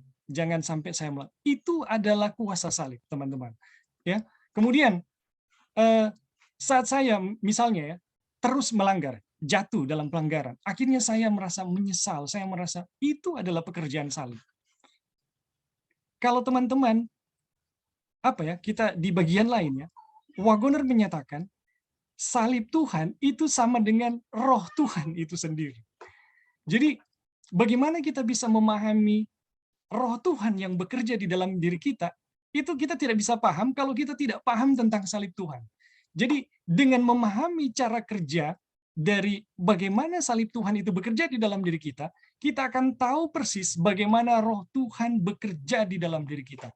Karena apa yang bisa kita pahami tentang siapa Tuhan, ya, itu dinyatakan melalui salib Tuhan. Dan salib Tuhan ini bisa kelihatan dalam segala sesuatu, ya, dalam segala sesuatu. Jadi teman-teman, saya tidak tahu ya, apakah ini bisa diikuti atau bisa dimengerti, tapi prinsipnya adalah bagaimana Tuhan bekerja, begitulah salib Tuhan itu, begitulah salib Tuhan bekerja. Dan bagaimana kita memahami Tuhan bekerja, begitulah yang dinyatakan oleh salib Tuhan. Jadi dengan memahami salib Tuhan bekerja di dalam diri kita, yang dinyatakan di dalam alam, begitulah Tuhan bekerja di dalam diri kita. Jadi ketika kita betul-betul memahami tentang Tuhan yang dinyatakan melalui salib, kita akan dengan sepenuhnya bisa mengalami salib Kristus atau bisa mengalami kuasa Tuhan yang bekerja sepenuhnya di dalam diri kita. Jadi bisa tangkap enggak ini?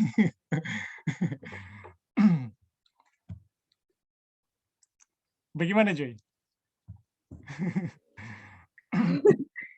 Iya, Bing, iya ya. Lagi coba cerna karena kita juga lagi belajar mengenai salib ya. Kita sendiri lagi sangat tertarik dengan salib dan kita lihat di pelajaran salib ini sangat luar biasa. Yang seperti kita bilang tadi, kita nggak pernah tahu makna salib sebelumnya itu apa gitu. Jadi di dalam kita punya praktek kehidupan adalah, nah itulah Bing ya, kunci kenapa kita belum betul-betul mengerti Tuhan dengan sepenuhnya, karena kita sendiri nggak mengerti salib itu sepenuhnya bagaimana. Iya, gitu. betul sekali. Iya kan? Tidak mungkin memahami Tuhan kalau tidak memahami salib.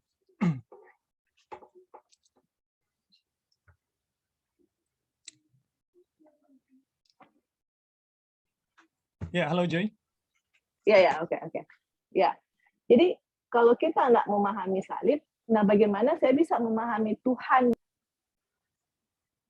Halo Joy, mati lagi. Bisa dengar, Bing? Ini bisa. Oke. Bisa dengar ya. Jadi kalau saya nggak mengerti sepenuhnya mengenai salib, saya nggak bisa mengerti Tuhan sepenuhnya bagaimana, karena salib itu menyatakan kuasa Tuhan sendiri dan salib itu menyatakan Tuhan sendiri gitu kan. Itu kan dia punya konklusi ya yang tadi kita baca dari di sini. Jadi kenyataannya selama ini saya nggak tahu kuasa Tuhan sepenuhnya dan Tuhan itu sendiri saya nggak tahu, teman-teman. Karena yang saya belajar itu bukan salib. Saya belajar itu semua selain salib, apa yang salib lakukan. Coba teman-teman periksa diri sendiri dan tanya, kapan terakhir kita betul-betul belajar mengenai khusus salib gitu? Dengan kuasanya, kapan terakhir? Kita nggak pernah, ya dengar salib, yes, of course, tetapi yang salib bikin untuk kita itu apa gitu? Apa kuasa di salib itu? Saya nggak tahu gitu. Jadi bagaimana ini untuk menjadi bagian dalam kita itu? Ya itulah ya, keselamatan kan itu kita diselamatkan oleh iman. Dan iman itu timbul dari pendengaran akan firman Tuhan gitu. Jadi waktu saya mau coba kasih yang kita punya pengertian. Jadi teman-teman juga bisa tambahkan koreksi dan apapun itu. Jadi karena Tuhan sudah menyatakan salib ini untuk saya pribadi ya, dan untuk teman-teman semua yang sedang lagi belajar sekarang ini. Jadi bahwa pas mengerti akan apa yang salib lakukan untuk kita, saya mengerti di situ firman Tuhan datang, dan disitulah iman itu muncul gitu. Jadi iman itu adalah yang kita sudah belajar di John itu, waktu Tuhan menciptakan dunia ini, dia hanya bilang, dan waktu dia bilang itu langsung jadi gitu ya. Dan waktu ada centurion datang meminta sembuhkan dia punya anak, terus Yesus bilang, oke, saya akan datang ke rumahmu. Dan centurion ini bilang, oh jangan, bilang aja apa yang kamu bilang itu pasti akan jadi, karena kuasa Tuhan itu ada dalam firman-Nya. Dan Yesus bilang apa? Saya nggak pernah temukan iman sebesar ini di bangsa Israel gitu. Jadi iman itu adalah saya percaya akan firman Tuhan itu gitu. Dan waktu salib ini dinyatakan untuk saya pribadi, saya percaya gitu. Ini kuasa ini yang akan menjadikan saya seperti ini gitu. Hebat sekali ya. Jadi iman itu bukan feeling. Oh, saya harus ada perasaan seperti ini, baru itu akan terjadi. Enggak, iman itu apa Tuhan bilang, itu akan terjadi gitu. Dan saya percaya itu akan terjadi di saya. Seperti itu ya. Jadi waktu itu terjadi di saya, dan itulah akan menjadi manusia yang baru. Semua yang kita lakukan itu akan selaras dengan Tuhan. Nggak ada motif-motif yang lain, karena semua yang ada dalam kita itu adalah Kristus gitu. Kristus dengan kuasanya. Nah itu yang saya pikir-pikirkan, Tuhan apa dia punya kehidupan di kita sehari-hari itu bagaimana gitu. Jadi sebenarnya kalau kita tahu yang tadi Edin bilang, apa salib itu lakukan untuk kita? Kita lihat dunia ini, kenapa nggak binasa? Karena salib. Kita kemana-mana itu seharusnya kita ngerti itu semua terjadi karena ada salib. Dan kalau kita tahu itu terjadi semua karena salib dan kuasa salib itu sangat luar biasa, yang bisa membuat kita juga menjadi manusia yang baru, teman-teman, menyatakan kuasa Tuhan yang sama kuasa menciptakan dengan kuasa penebusan, dan yang menyatakan Tuhan itu sendiri, itu salib itu akan menjadi sangat powerful dalam hidup kita, gitu. Dan kalau saya nggak tahu mengenai masalah salib ini, nah saya nggak akan bisa merasakan atau nggak akan mengalami sendiri akan kuasa itu dalam hidup kita. Jadi ini satu pelajaran yang sangat penting, karena yang kita sudah bahas waktu lalu, kalau Rasul Paulus tulis buku ke jemaat-jemaat yang lain, ada orang yang tulis, Rasul Paulus kasih pendahuluan, dia tanda tangan terakhir, itu dari Paulus. Tapi kepada Galatia, karena dia punya penglihatan bermasalah, biasanya orang lain tulis, ini di Galatia Rasul Paulus tulis sendiri ya. Jadi itu menyatakan ini sangat krusial atau sangat penting, yang mana di buku Galati, yang betul ya Ebing bilang, waktu belajar buku Galati, Ebing bilang yang kita lihat itu salib. Betul, kita baru mengerti kenapa yang Ebing bilang, yang Ebing lihat itu adalah salib. Betul, pas di chapter 6 ini selesai, terus kita coba review kembali dari pertama, teman-teman, kalau kita nggak ngerti salib, dan kalau ada jalan keselamatan lain selain apa yang Tuhan lakukan, yaitu di salib itu, nah itulah teman-teman, kita akan berusaha untuk diselamatkan dengan cara yang lain, bukan dengan cara Tuhan. Jadi yang kita pingin untuk orang sama-sama, kalau teman-teman masih belum terlalu mengerti mengenai salib, apa yang salib lakukan, kita harus betul-betul belajar mengenai salib gitu. Kristus, kuasanya, dan Kristus itu sendiri yang ada di salib. Kalau tidak, kuasa penciptaan baru itu tidak akan bisa terjadi. Karena di Roma 1 ayat 16 kan dibilang begini, I'm not ashamed of the gospel of Christ. Saya nggak malu akan Injil itu, because gospel itu is the power of God yang akan menyelamatkan orang yang percaya. Di situ dibilang percaya gitu. Jadi bagaimana saya bisa percaya kuasa Tuhan kalau saya nggak tahu apa yang di salib itu bikin? Karena di Wagner bilang di salib itu adalah kuasa Tuhan gitu. Ini hebat sekali ya, baru kita ngerti, oh ternyata ini gospel itu selalu menunjukkan kepada salib, karena di salib itu kuasa Tuhan. Untuk apa? Menciptakan manusia baru. Sama dengan kuasanya waktu dia menciptakan manusia yang di Taman Eden. Coba bayangkan itu ya. Jadi kalau saya nggak percaya saya nggak tahu salib itu kuasanya itu bagaimana, yang apa yang dia lakukan untuk kita, saya nggak tahu bagaimana saya mau percaya, istilahnya gitu. Kalau saya nggak percaya, bagaimana itu menjadi bagian dalam hidup kita? Nggak akan terjadi apa-apa.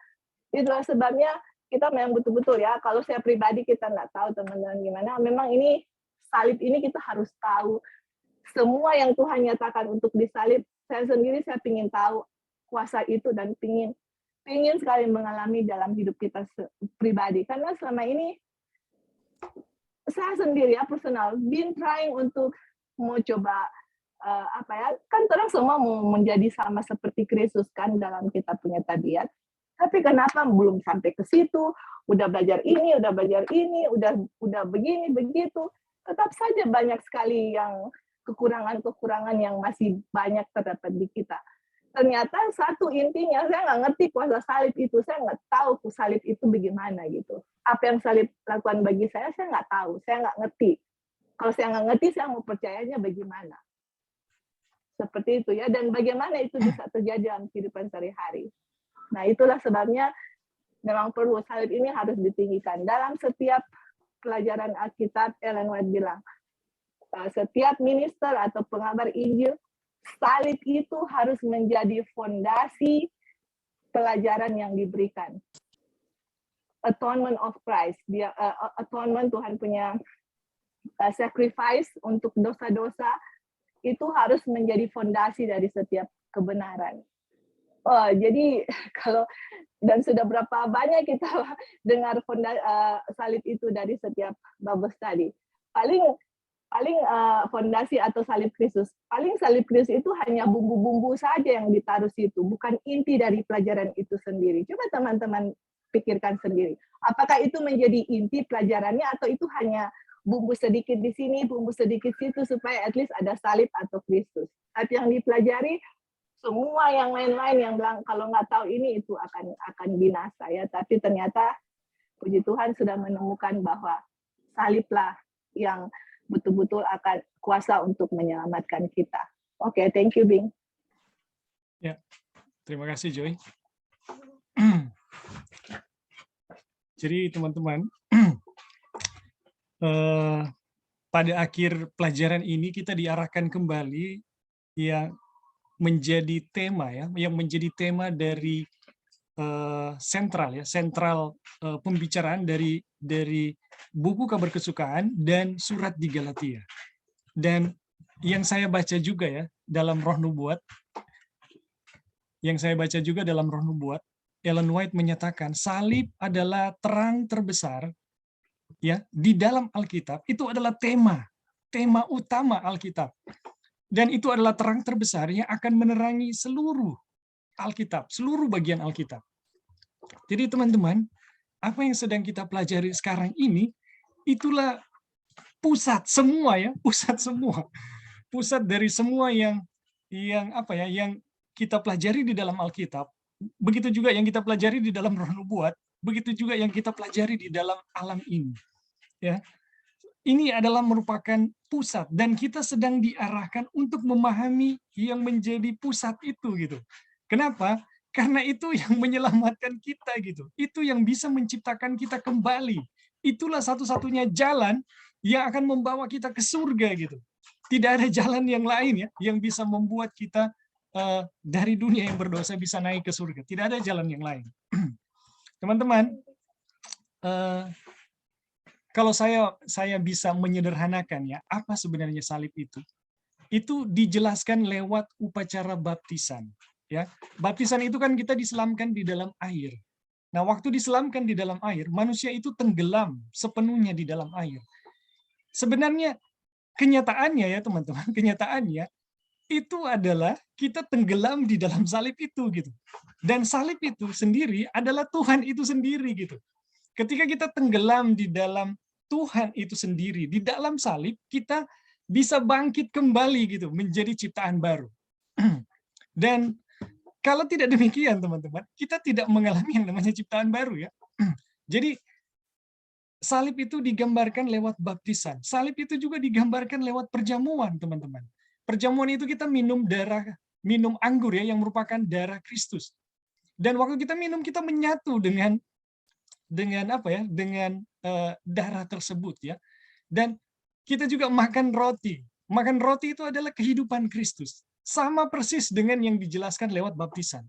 Jadi baik baptisan maupun perjamuan kudus itu adalah dua hal yang sama ya. Menjelaskan tentang bagaimana kita menyatu dengan kematian Kristus dan bagaimana kita menyatu dengan kehidupan Kristus. Teman-teman, mempelajari baptisan, mempelajari perjamuan, kita memperdebatkan tetek bengeknya, ya bagaimana caranya, tetapi kita tidak melihat dalam terang salib, itu omong kosong jadinya ya teman-teman. Begitu juga teman-teman, nanti kita akan belajar tentang hari Sabat, ya sama juga, Sabat itu merupakan salib Tuhan. Jadi teman-teman, kalau ada orang yang mengajarkan, ya, ada orang yang mengajarkan tetek bengeknya hari Sabat, tetapi sama sekali tidak melihat salib di dalam Sabat tersebut, teman-teman itu sedang mengajarkan sunat. Dan saya juga bisa memberi satu ilustrasi yang sangat sederhana, yaitu bagaimana salib itu seperti air, ya, seperti air di laut di mana ikan-ikan berenang di dalamnya. Ikan-ikan itu tidak bisa hidup, ikan-ikan itu tidak bisa bergerak, ya. Ikan-ikan itu tidak bisa ada kalau tidak ada air, ya. Dan kita manusia pun sama, teman-teman. Kita bisa bisa bergerak, kita bisa hidup, kita bisa ada, itu karena ada salib Tuhan, ya, yang melingkupi kita gitu. Itu adalah salib Tuhan yang memenuhi segala sesuatu. Kalau tidak ada salib ya, kita tidak ada teman-teman. Kalau tidak ada salib, kita tidak bisa hidup. Kalau tidak ada salib, kita tidak bisa bergerak. Jadi persis sekali sama seperti ikan di dalam air, begitu juga kita manusia di dalam salib Kristus. Jadi ini hanya ilustrasi ya teman, tapi memang begitu kenyataannya. Oke, sampai di sini apa masih ada lagi yang mau kasih tambahan?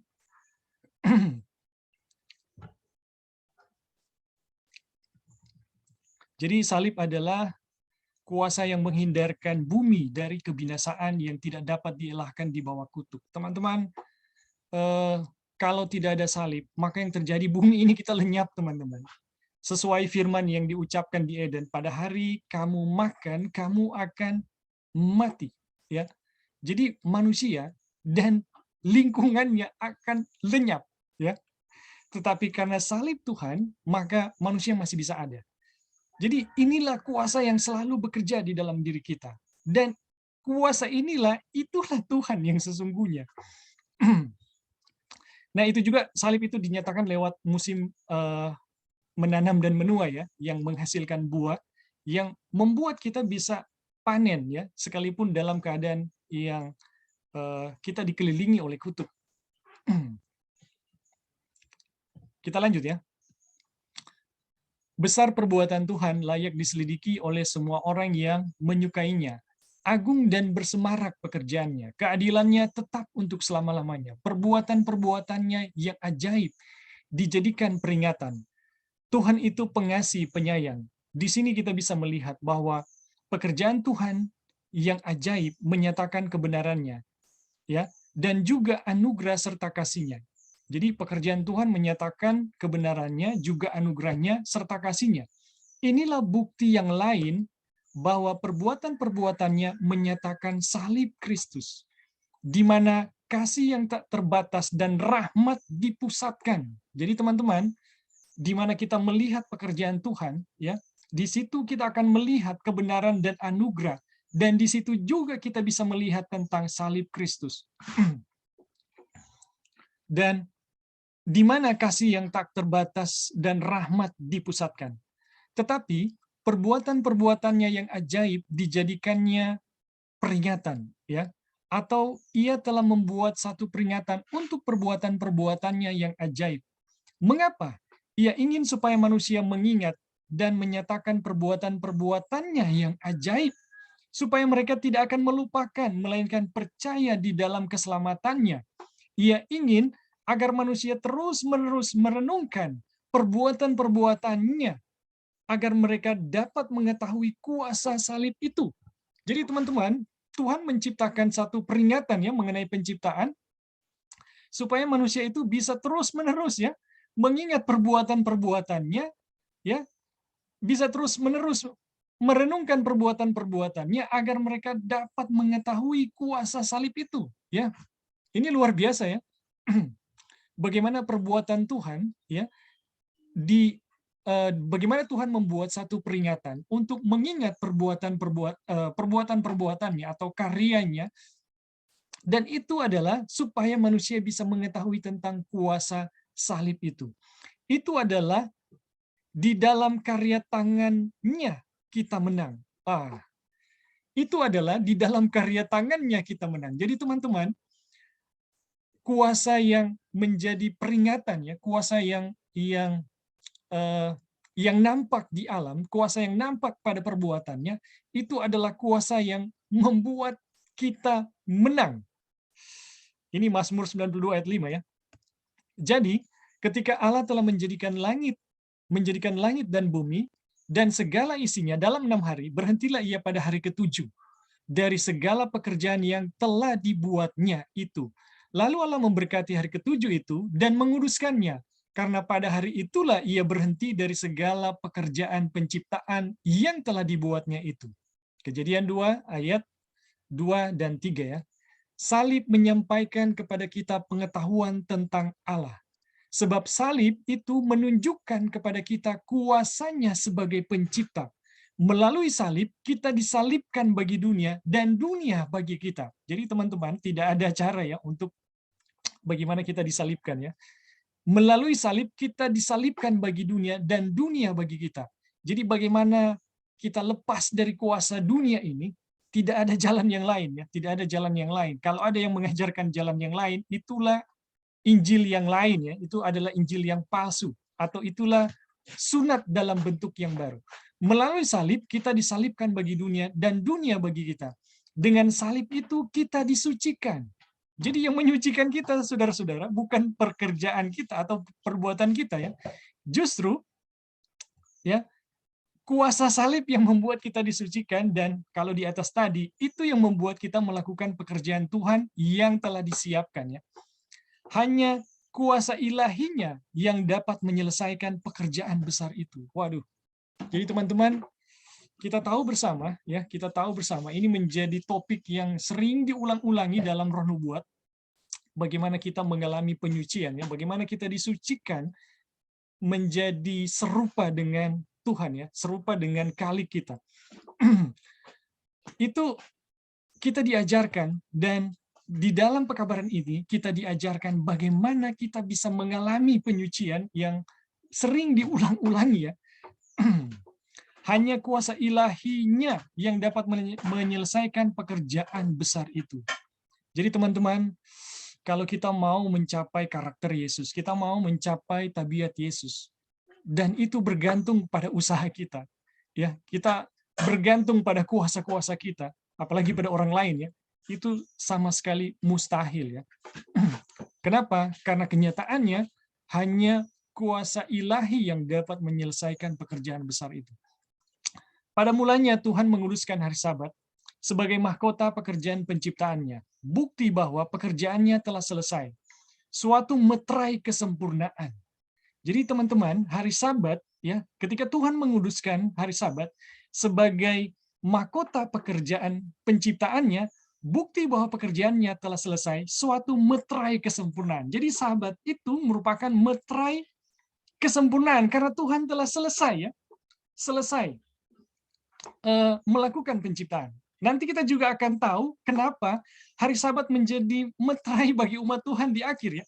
Sebab itu Ia berfirman, hari-hari Sabatku juga kuberikan kepada mereka menjadi peringatan antara aku dan mereka, supaya mereka mengetahui bahwa akulah Tuhan yang menguduskan mereka. Jadi kita melihat bahwa hari Sabat, hari ketujuh, adalah tanda yang benar dari salib itu. Itu adalah peringatan tentang penciptaan, itu adalah peringatan, itu adalah penebusan, itu adalah peringatan tentang penciptaan dan penebusan. Adalah penciptaan melalui salib itu. Di dalam salib itu kita mendapati pekerjaan Tuhan yang lengkap, sempurna, dan kita diselimuti oleh pekerjaan itu. Disalibkan dengan Kristus berarti menyerahkan diri sepenuhnya, ya, mengakui bahwa kita tidak ada artinya dan percaya sepenuhnya di dalam Kristus. Jadi apa artinya disalibkan dengan Kristus? Berarti menyerahkan diri sepenuhnya, mengakui bahwa kita tidak ada artinya, ya, dan percaya sepenuhnya di dalam Kristus. Teman-teman, ini kita diarahkan untuk mengalami yang namanya ini salah satu pelajaran yang yang dibahas oleh A.T. Jones mengenai pikiran Kristus ya. Mengenai pikiran Kristus, bagaimana kita mengalami Kristus ya, yang berdiam di dalam diri kita, ya, yang berdiam di dalam diri kita itu hanya bisa jadi ketika kita seperti Yesus ya, mengosongkan diri, kemudian membiarkan Bapa yang bekerja sepenuhnya. Bapa bisa bekerja sepenuhnya di dalam diri Kristus ketika dia mengosongkan dirinya sebagai Allah. Dan itu adalah teladan bagi kita ya, teladan bagi kita. Ketika kita mengosongkan diri kita sepenuhnya, maka Tuhan yang diam di dalam diri kita atau kuasa salib yang bekerja di dalam diri kita akan bekerja sepenuhnya menyatakan siapa Yesus di dalam diri kita. Jadi teman-teman, disalibkan dengan Kristus berarti menyerahkan diri sepenuhnya, mengakui bahwa kita tidak ada artinya, dan percaya sepenuhnya di dalam Kristus. Di dalam Dia kita berhenti. Di dalam Dia kita mendapatkan hari Sabat. Salib membawa kita kepada permulaan, ke dalam apa yang ada pada mulanya. Berhenti pada hari ketujuh, pada hari yang ketujuh, dalam minggu hanyalah satu tanda. Bukti bahwa di dalam pekerjaan Tuhan yang sempurna, sebagaimana yang kelihatan pada penciptaan, pada salib, kita mendapatkan perhentian dari dosa. Jadi teman-teman, ini sederhananya, kenapa Tuhan memberi Sabat kepada manusia? Itu karena Dia telah selesai melakukan pekerjaan penciptaan. Jadi ketika semua langit dan bumi Tuhan adakan buat manusia dan Tuhan selesai menciptakan manusia, maka Tuhan memberikan hari Sabat. Jadi Sabat itu adalah meterai kesempurnaan bahwa pekerjaannya telah selesai. Begitu juga ya teman-teman, bagaimana hari Sabat itu menjadi meterai di dalam diri kita. Jadi bagaimana hari Sabat itu menjadi meterai di dalam diri kita? Itu ketika Tuhan telah selesai menciptakan di dalam diri kita kesempurnaan Kristus. Atau dengan kata lain, ketika salib Kristus itu telah selesai menciptakan kembali diri kita, ya, dari dosa kepada kesempurnaan atau kepada kebenaran, maka hari Sabat itu akan menjadi meterai bagi kita. Jadi teman-teman, adalah omong kosong ya. Kalau kita dosa kita belum selesai, kemudian kita berharap kita dimeteraikan oleh hari Sabat. Tidak ya, Sabat itu adalah meterai bahwa pekerjaan Tuhan ya telah selesai. Pekerjaan Tuhan dalam memulihkan kita, dari dosa telah selesai. Baru Sabat itu menjadi meterai buat kita di akhir zaman. Dan adalah sama mustahilnya teman-teman, kalau kita mengharapkan pemeteraian, sementara kita tidak pernah mengetahui tentang salib Kristus. Kenapa? Karena oleh salib itulah kita mendapatkan meterai. Karena oleh salib itulah kita dimeteraikan. Jadi teman-teman, luar biasa ya. Luar biasa ya. Di sini kita bisa melihat hakikat yang sesungguhnya ya mengenai pemeteraian. Jadi pemeteraian itu tidak pernah berubah sepanjang zaman. Mulai dari Eden, ya, di Eden itu ada Kain dan Habel ya, di dekat ya. Ada Kain dan Habel. Di situ kita bisa melihat ya, mana yang menyembah Tuhan, mana yang tidak. Yang menyembah Tuhan itu yang melakukan kurban ada darahnya. Begitu juga waktu kelepasan Israel ya. Siapa yang dihukum Tuhan dan siapa yang diberkati Tuhan? Yang diberkati Tuhan adalah yang ada darahnya di pintu rumahnya. Dan seterusnya teman-teman ya. Kita bisa lihat juga dalam penyembahan Elia ya, Elia yang di Gunung Karmel yang ada kurban anak domba, itulah yang penyembah yang benar. Seterusnya sampai di akhir meterai itu tidak pernah berubah ya teman-teman. Kita dimeteraikan oleh salib Kristus dan Sabat akan menjadi tanda bahwa salib Kristus, pekerjaan salib di dalam diri kita telah selesai.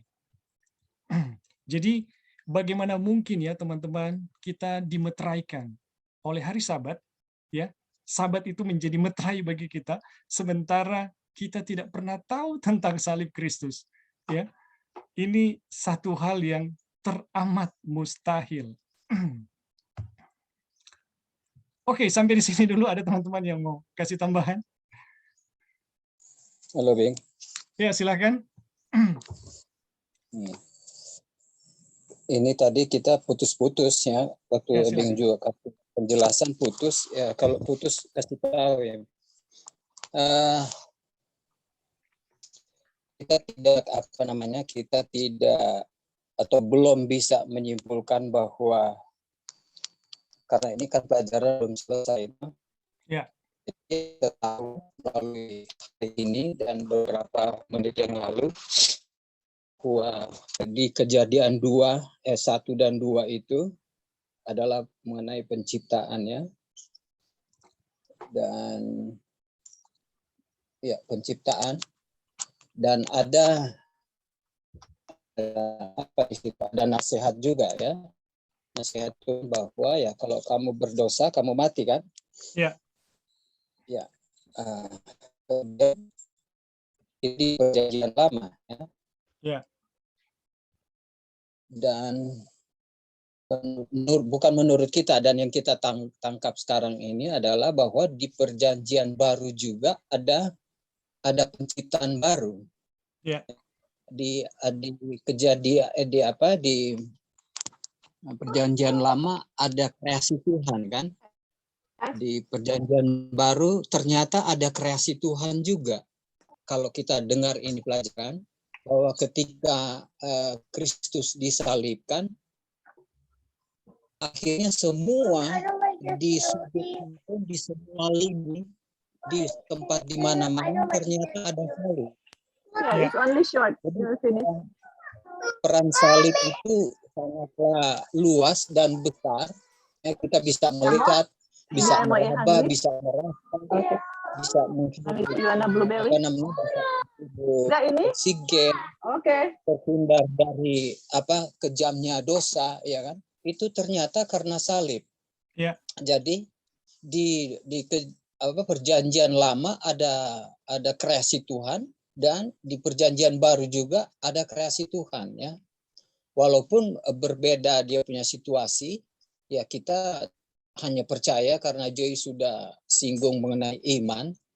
Saya ada di Eden waktu itu, dan saya tidak ada di lokasi Eden ketika Allah menciptakan dunia ini, dan saya juga tidak ada di Golgota, tidak melihat itu. Tetapi saya percaya dengan pelajaran ini kita bisa mengambil makna yang besar bahwa kejadian yang di Eden, karena manusia sudah sangat kita pernah baca kembali Israel melakukan apa yang jahat di mata Tuhan kan, dan itu peringatan itu diulang kembali saat ini walaupun sudah ada salib ya. Salib ketika orang mengabaikan arti salib sebenarnya karena realitanya yang diinginkan oleh Joy tadi, apa sih realitas salib yang sebenarnya di dalam kehidupan kita di zaman ini, ya kan? Yang penting orang so tahu itu salib apa. Yang penting orang tahu Tuhan Yesus so mati.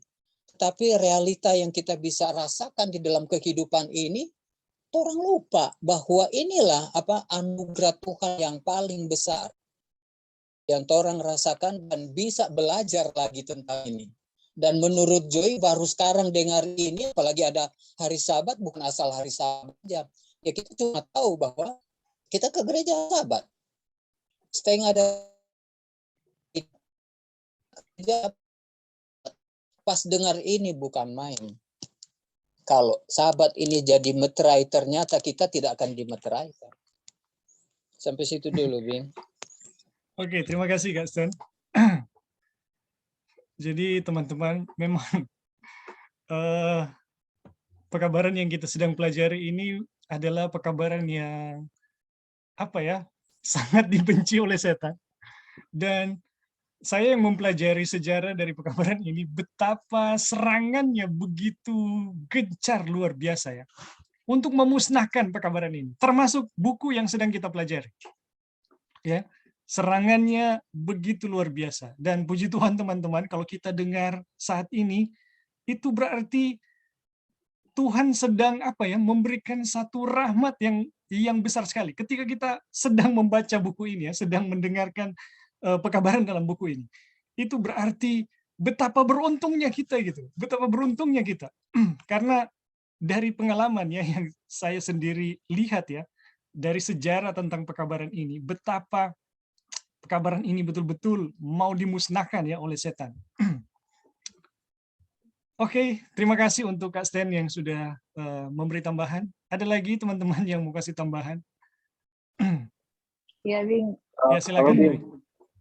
Oh, Kak Dolphin dulu. Silakan, Brother Dolphin. cuma mau tanya tadi bagaimana maksudnya yang Pak Ten bilang kalau sahabat jadi apa justru tidak dimeteraikan. Oh iya, jadi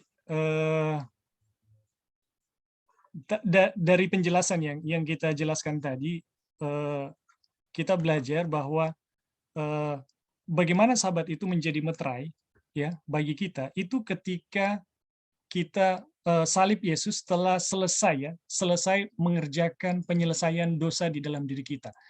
Karena prinsip sahabat menjadi meterai itu sama dengan sahabat menjadi meterai dalam penciptaan. Jadi sahabat itu kenapa menjadi meterai penciptaan? Karena Tuhan telah selesai melakukan pekerjaan penciptaan. Jadi ketika Tuhan selesai melakukan pekerjaan penciptaan, maka sahabat itu menjadi meterai penciptaan ya, meterai kesempurnaan. Demikian juga ya teman-teman, bagi kita yang di akhir, bagaimana sahabat itu menjadi meterai bagi kita?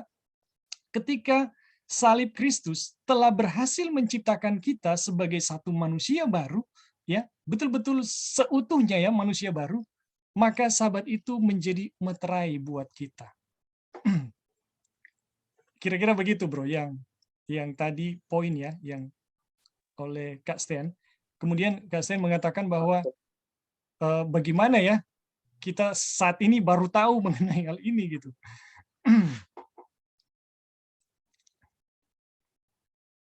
Halo? Oke, Ya. Bro, thank you. Oke. Silakan Joy. Oh iya, oke, thank you Kak. Jadi setelah mengetahui pelajaran ini, kita sendiri merasa sedih dalam arti kok pelajaran ini sangat berharga sekali dan sangat luar biasa. Tapi orang ya di gereja apalagi untuk kelas baptisan kita tahu, kita yakin dan percaya nggak semua orang dibaptis itu mengerti akan hal ini gitu. Dan kalau dibaptis ya ada penarikan jiwa lah begitu, dan orang-orang yang dapat jiwa-jiwa merasa bangga, wah ini sudah apa ketambahan 1 bintang lagi di mahkota. Seperti itu kan kita punya mentalitas yang pada umumnya begitu. Tapi ternyata kalau kita dibaptiskan itu mati bersama Kristus, mengerti makna salib, aduh sangat luar biasa ya kalau orang yang dibaptis begitu. Kalau benar-benar mengerti makna baptisan itu, aduh memang akan sangat khusyuk sekali itu baptisan, karena memang waktu disalibkan itu kan keduniawian juga dihancurkan, disalibkan. Waktu salib itu saya punya manusia lama dijadikan manusia baru, dan dengan tanda salib itulah waktu Yesus mati pada hari Jumat, kan dia bilang di kayu salib, it is finished, kan, sudah selesai. Itu pada hari Jumat ya, pada hari ke-6. Waktu penciptaan juga pada hari ke-6, Tuhan bilang it is finished, selesai, and it's very good. Pada hari ke-6 it is finished and it's very good. Apa yang finish, apa yang very good? Dia finish ciptakan ciptaan baru di kita, teman-teman. Dan Tuhan bilang it's very good, dan anak-anak Tuhan itu bersuka cita. Makanya pada waktu masuk hari Sabat, kita itu untuk disilkan itu adalah menerima hari Sabat ya. Tapi hari Sabat itu bisa kita jalankan dengan sebetulnya dan sebenarnya itu kalau kita sudah mengalami apa makna salib itu untuk kita gitu. Kita bisa saja menjalankan hari Sabat, keep the Sabbath day, hari ke-7. Tapi saya sendiri nggak tahu makna salib itu untuk kita itu apa. Saya belum mati untuk dunia, saya masih manusia yang lama. Jadi untuk hari Sabat apa? Sedangkan hari Sabat itu dia bilang, Yeskiel 20:12, Sabat itu adalah tanda di mana Tuhan yang sanctify kita. Sanctify ya. Nah, dan kita lihat di pelajaran ini, di salib itu yang menyucikan kita, darah Tuhan Yesus gitu. Menjadikan kita manusia baru, itu kan disanctify, disucikan gitu. Makanya teman-teman yang tadi kita bilang, pelajaran mengenai ini, yang mengenai the cross, mengenai salib, itu setan akan sembunyikan mati-matian untuk kita, sampai kita nggak fokus di situ, nggak tahu artinya apa, hanya pergi ke gereja aja, yang penting sudah Bible study, mau setiap hari kamu apa. Tapi salibnya itu kita nggak tahu gitu teman-teman. Salib itu inti dari Injil, itu salib itu. Makanya Rasul Paulus bilang kita nggak malu dengan gospel itu, dengan kuasa. Dan kita lihat kuasa itu di mana menciptakan manusia baru. Di salib gitu. Kalau sekarang mau menyanyi lagu mengenai Tuhan Yesus di salib, kalau kita mengerti makna salib, I think we cannot help not to cry. Istilahnya pasti akan nangis gitu. Dan kita pernah lihat, kita pernah share sama teman-teman, ada yang orang di gereja itu yang kasih pekabaran A.T. Jones dengan Wagner yang kita pernah share. Waktu kita pas lagu buka di gereja, kan ada satu di gereja itu ada mother's room, ada tempat untuk ibu-ibu. Jadi kita bawa junior di situ karena dia agak dia lagi tidur terus sudah kebangun terus nangis begitu karena pas bangun. Jadi kita bawa di ruangan ibu-ibu. Tapi di ruangan ibu-ibu kita bisa lihat keluar, mereka nggak bisa lihat ke dalam. Waktu berdiri nyanyi lagu buka, kita lihat itu brother yang suka kasih pelajaran mengenai A.T. Jones dengan Wagner. Kemudian pas lagu bukanya itu mengenai salib gitu. Aduh, dia nggak berhenti nangis. Dia waktu kita lihatnya kita langsung rasa terharu ya gitu. Terus kita langsung perhatiin kata-katanya dan aduh memang betul-betul kalau memang kita mengerti akan Tuhan Yesus, kuasanya, maknanya salib itu, setiap lagu yang kita nyanyikan itu akan memang betul-betul nyanyi, bukan formal nyanyi gitu, akan merasakan gitu dia punya makna dari lagu itu. Dan betul sama dengan salib ini, kalau kita mengerti mengenai salib, setiap kali ada pembahasan mengenai salib itu akan menjadi satu pembahasan yang bukan formalitas ya, memang betul-betul dengan kita sadar bahwa memang salib ini akan menyucikan kita. Dengan salib inilah bagaimana Tuhan menyelamatkan kita. Dengan salib ini adalah kuasa untuk menjadikan manusia baru. Kita akan sangat really appreciate dan bisa mengerti Tuhan itu sendiri gitu teman-teman. Jadi memang orang itu sudah dalam situasi yang mana salib itu sudah hilang dari orang punya pandangan. Makanya kalaupun Sandelo datang hari ini, saya nggak tahu salibnya akan terima meterai. To be honest with you, kita garanti kita nggak akan terima meterai. Tapi pas mengetahui salib ini maknanya bagi kita apa dan kita mengalami sendiri teman-teman, hari Sabat itu akan menjadi satu hari yang luar biasa, sukacita, maknanya kita bisa mengerti apa. Dan pada waktu kita menjadi manusia baru, itulah hukum itu bisa dituruti dengan sempurna gitu. Karena Tuhan yang ada di kita, yang melakukannya itu semua sudah baru, nggak ada sesuatu yang lama gitu. Makanya di tulisan Ellen White bilang, not even one, nggak ada satupun yang akan terima meterai Tuhan kalau masih ada satu dosa. Nah, untuk nggak mau berdosa gimana? Apakah kita bisa berdosa? Apakah kita bisa tidak berdosa dengan manusia lama? Saya mau tanya. Nggak bisa, harus manusia baru gitu. Baru terima meterai. Nah, untuk jadi manusia baru bagaimana caranya?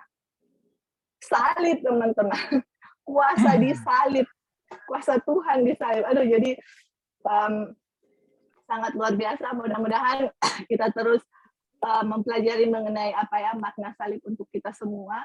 Karena memang ini sangat penting untuk kita sudah di ujung dunia ini dan memang itulah Tuhan lagi tunggu, dia punya karakter di kita gitu.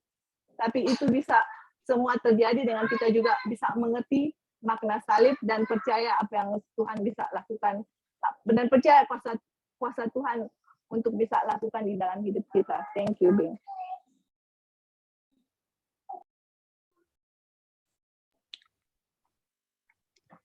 Halo, Bing, bisa dengar?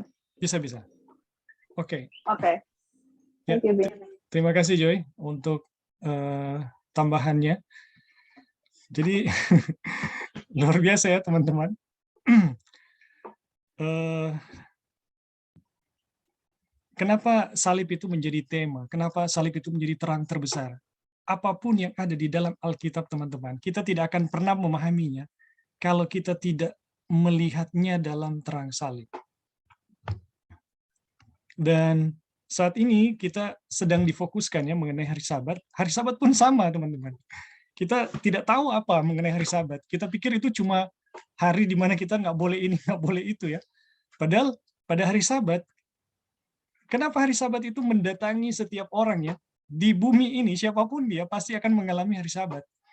Ya. Itu mau menunjukkan betapa Tuhan tidak mau kita itu terlepas dari dosa itu memisahkan kita dengan Tuhan. Dimanapun kita berada, salib itu akan mendatangi kita ya teman-teman. Oke, kita lanjut ya. Ini tinggal sedikit. Ya, tinggal sedikit.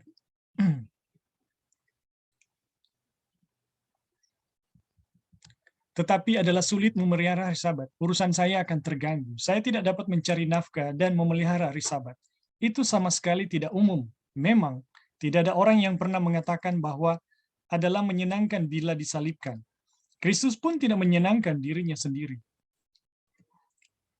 Bacanya saya pasal 53, Kristus pun tidak terkenal sama sekali. Lebih-lebih ketika ia disalibkan. Ya memang waktu Yesus disalibkan malahan hampir tidak ada yang percaya kalau dia Tuhan ya. Itu adalah satu puncak kehinaan. Tapi bagi kita yang memahami itu adalah puncak kemuliaan dari Yesus. Salib berarti kematian, tetapi juga berarti jalan masuk ke dalam kehidupan. Wah, ini luar biasa ya. Salib berarti kematian, tetapi itu juga berarti jalan masuk kepada kehidupan. Ada kesembuhan dalam luka-luka Kristus, ada berkat dalam kutuk yang dipikulnya, ada kehidupan dalam kematian yang dideritanya. Ini luar biasa ya, inilah salib itu. Siapa yang berani mengatakan bahwa ia percaya di dalam Kristus untuk masa kekekalan, jika ia tidak berani percaya kepadanya selama beberapa tahun, atau bulan, atau hari kehidupannya di dunia ini, terimalah hari Sabat. Terimalah hari Sabat Tuhan dan engkau akan mendapati bahwa itu berarti salib sampai pada tingkat yang belum pernah engkau mimpikan. Dan itu sebabnya kemuliaan kekal yang melebihi segala-galanya. Jadi teman-teman, aduh ini luar biasa ya. Salib itu, hari Sabat itu mengajarkan mengenai salib kepada kita. Jadi ketika kita menerima Sabat Tuhan, engkau akan mendapati bahwa itu berarti salib sampai pada tingkat yang belum pernah engkau mimpikan. Dan itu sebabnya kemuliaan kekal yang melebihi segala-galanya. Teman-teman, itu yang saya katakan, tidak ada seorang pun di dunia ini yang tidak akan mengalami hari Sabat. Dimanapun kita berada, ya, kita akan selalu didatangi oleh Sabat. Ya, ini adalah kesempatan di mana Tuhan mau memberkati kita dengan selimpah-limpahnya. Di saat hari Sabat ya, Tuhan mau memberkati lebih daripada hari-hari sebelumnya. Di saat hari Sabat Tuhan mau menyatakan bahwa Dia itu adalah Allah yang menciptakan segala sesuatu, Allah yang berkuasa terhadap segala sesuatu. Dan ketika kita melihat hari Sabat sebagai satu hari di mana kita bisa mendapatkan berkat, kita akan melihat bahwa itulah penyataan salib di dalam waktu yang namanya Sabat. Dan ketika kita menerima itu sebagai demikian ya teman-teman, maka yang terjadi adalah engkau akan terimalah hari Sabat itu dan engkau akan mendapati bahwa itu berarti salib sampai pada tingkatan yang belum pernah engkau mimpikan. Dan itu sebabnya kemuliaan kekal yang melebihi segala-galanya. Teman-teman, hari Sabat itu adalah satu bentuk penyataan salib di mana kita akan mendapatkan pemulihan, di mana kita akan mendapatkan berkat, dan yang terakhir adalah kita akan menerima kemuliaan kekal yang melebihi segala-galanya melalui melalui hari Sabat kita akan melihat, ya, kita akan melihat kemuliaan salib, dan melalui salib kita akan melihat bagaimana Sabat itu, ya. Jadi teman-teman, ini adalah satu berkat yang luar biasa kepada kita yang Tuhan sediakan bagi kita melalui hari Sabat. Sekarang katakan sekali lagi, dan katakan itu dari hati. Tetapi aku sekali-kali tidak mau bermegah selain dalam salib Tuhan kita Yesus Kristus, sebab olehnya dunia telah disalibkan bagiku dan aku bagi dunia. Jikalau engkau dapat mengatakan hal itu dalam kebenaran, maka engkau akan menemukan kesusahan dan kesukaran begitu mudah sehingga engkau dapat bermegah di dalamnya. Teman-teman, ayat ini, ya, ayat yang dinyatakan yang dikutip oleh Wagoner, ya, yang dinyatakan oleh Paulus ini, tetapi aku sekali-kali tidak mau bermegah selain dalam salib Tuhan kita Yesus Kristus, ya, sebab olehnya dunia telah disalibkan bagiku dan aku bagi dunia. Jikalau engkau dapat mengatakan hal itu dalam kebenaran, maka engkau akan menemukan kesusahan dan kesukaran begitu mudah sehingga engkau dapat bermegah di dalamnya. Haleluya, alangkah indahnya juru selamat. Jadi teman-teman,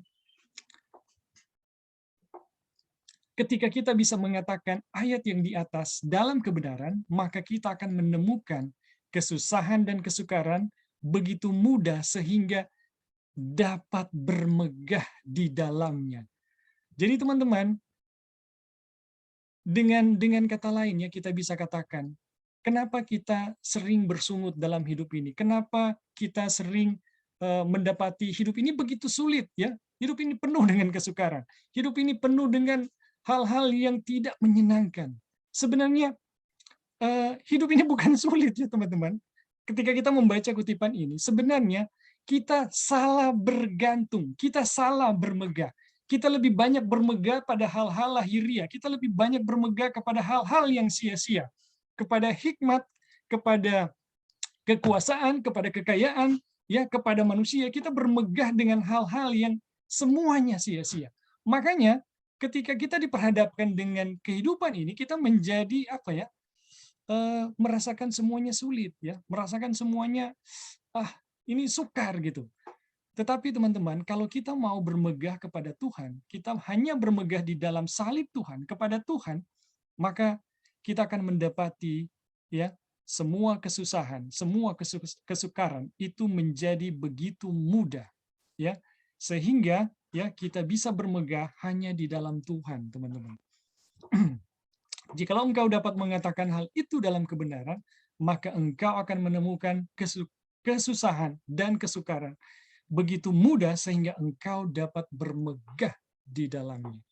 Jadi teman-teman, ketika kita bermegah, ya, ketika kita menjadikan salib Tuhan satu-satunya kemegahan kita, maka kita akan dapati setiap kesulitan, ya, setiap kesusahan, setiap kesukaran adalah begitu mudah di hadapan kita. Kenapa?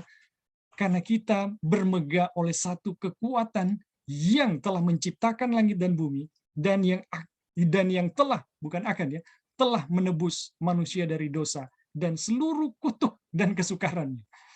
Teman-teman, puji Tuhan, haleluya, alangkah indahnya juru selamat kita. Oke, pembahasan kita sampai di sini untuk hari ini. Mungkin ada yang terakhir, ya, terakhir besok teman-teman. Terakhir besok masih ada beberapa subtopik yang kita mau selesaikan. Oke, sampai di sini ada teman-teman yang mau kasih tambahan, dipersilakan. Atau tanggapan atau pertanyaan dipersilakan. Jadi Ya, silakan Joy. waktu baca ayat kalau orang mau bermegah, hanya bermegah di dalam salib, coba orang bayangkan dulu yang belum orang mengerti salib itu, ya. Waktu kita baca itu rasa gimana gitu nggak? Maksudnya rasa, wah, orang betul ini salib ini kalau mau bermegah di dalam salib. Kalau saya pribadi, kalau saya baca itu, oke, bermegah, so what gitu. Istilahnya kita nggak ngerti salib itu gimana sampai kalau orang mau bermegah di salib gitu. Baru kalau ngerti salib, baca ayat itu, that's right Lord. Memang nggak ada yang perlu bermegah selain di dalam salib. Karena justru karena hanya di dalam salib itulah keselamatan kita ya. Hanya dengan kuasa Tuhan, hanya Tuhan sendiri. Kalau nggak ada salib, ya udah nggak ada cerita yang namanya ada Ebbing Joy dan lain-lain. Semua itu semua pada hilang dan habis gitu. Udah that's it gitu. Nggak ada pengharapan gitu. Tapi karena ada salib, salib memberikan kita kesempatan untuk bisa hidup kembali, dan melalui salib itulah yang bisa menciptakan kembali, dan melalui salib itulah saya mati untuk dunia, melalui salib itulah kita dibangkitkan bersama-sama Kristus, melalui salib itulah semua dunia ini masih ada, kita bisa lihat ada pohon-pohon di luar, ada makhluk, ada binatang hidup, ada manusia jalan-jalan, atau semua ada kehidupan. Itu gara-gara apa? Gara-gara salib. Itulah sebabnya kalau mau bermegah di salib. Bukan bermegah di kekayaan, bermegah di kepintaran, bermegah di hal-hal yang lain, udah tahu ini, tahu itu. Tapi kalau nggak tahu salib, itu semuanya sia-sia ya, teman-teman, kalau kita lihat semua ini. Jadi mudah-mudahan dengan pertolongan Tuhan, saya pribadi sendiri sangat dikuatkan dengan mengetahui mengenai salib. Mudah-mudahan kita juga bisa dengan pertolongan Roh Kudus akan menjelaskan lebih dalam untuk kita pribadi masing-masing untuk mengerti makna salib itu, baru kita bisa katakan dengan betul-betul dari dalam hati bahwa kalau saya mau bermegah, hanya bisa bermegah di dalam salib Yesus. Oke, thank you, Bing. Ya, terima kasih Joy. Apa masih ada lagi yang lain, teman-teman? Yang mau kasih tambahan?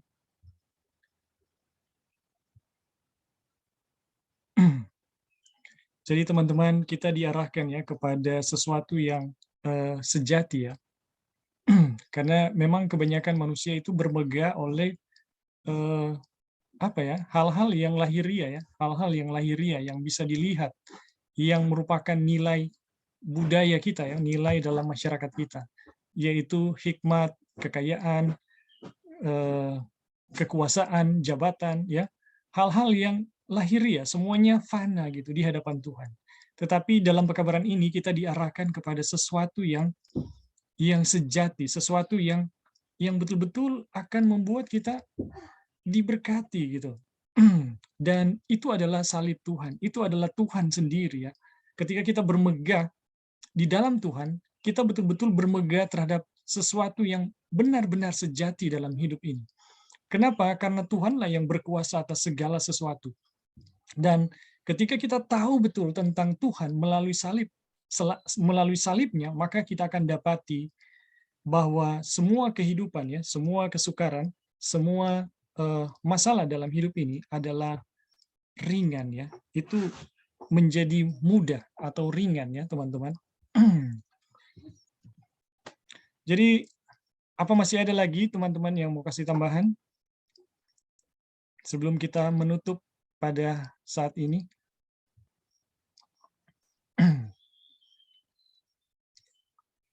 Oke, kalau sudah tidak ada, terima kasih teman-teman untuk partisipasinya.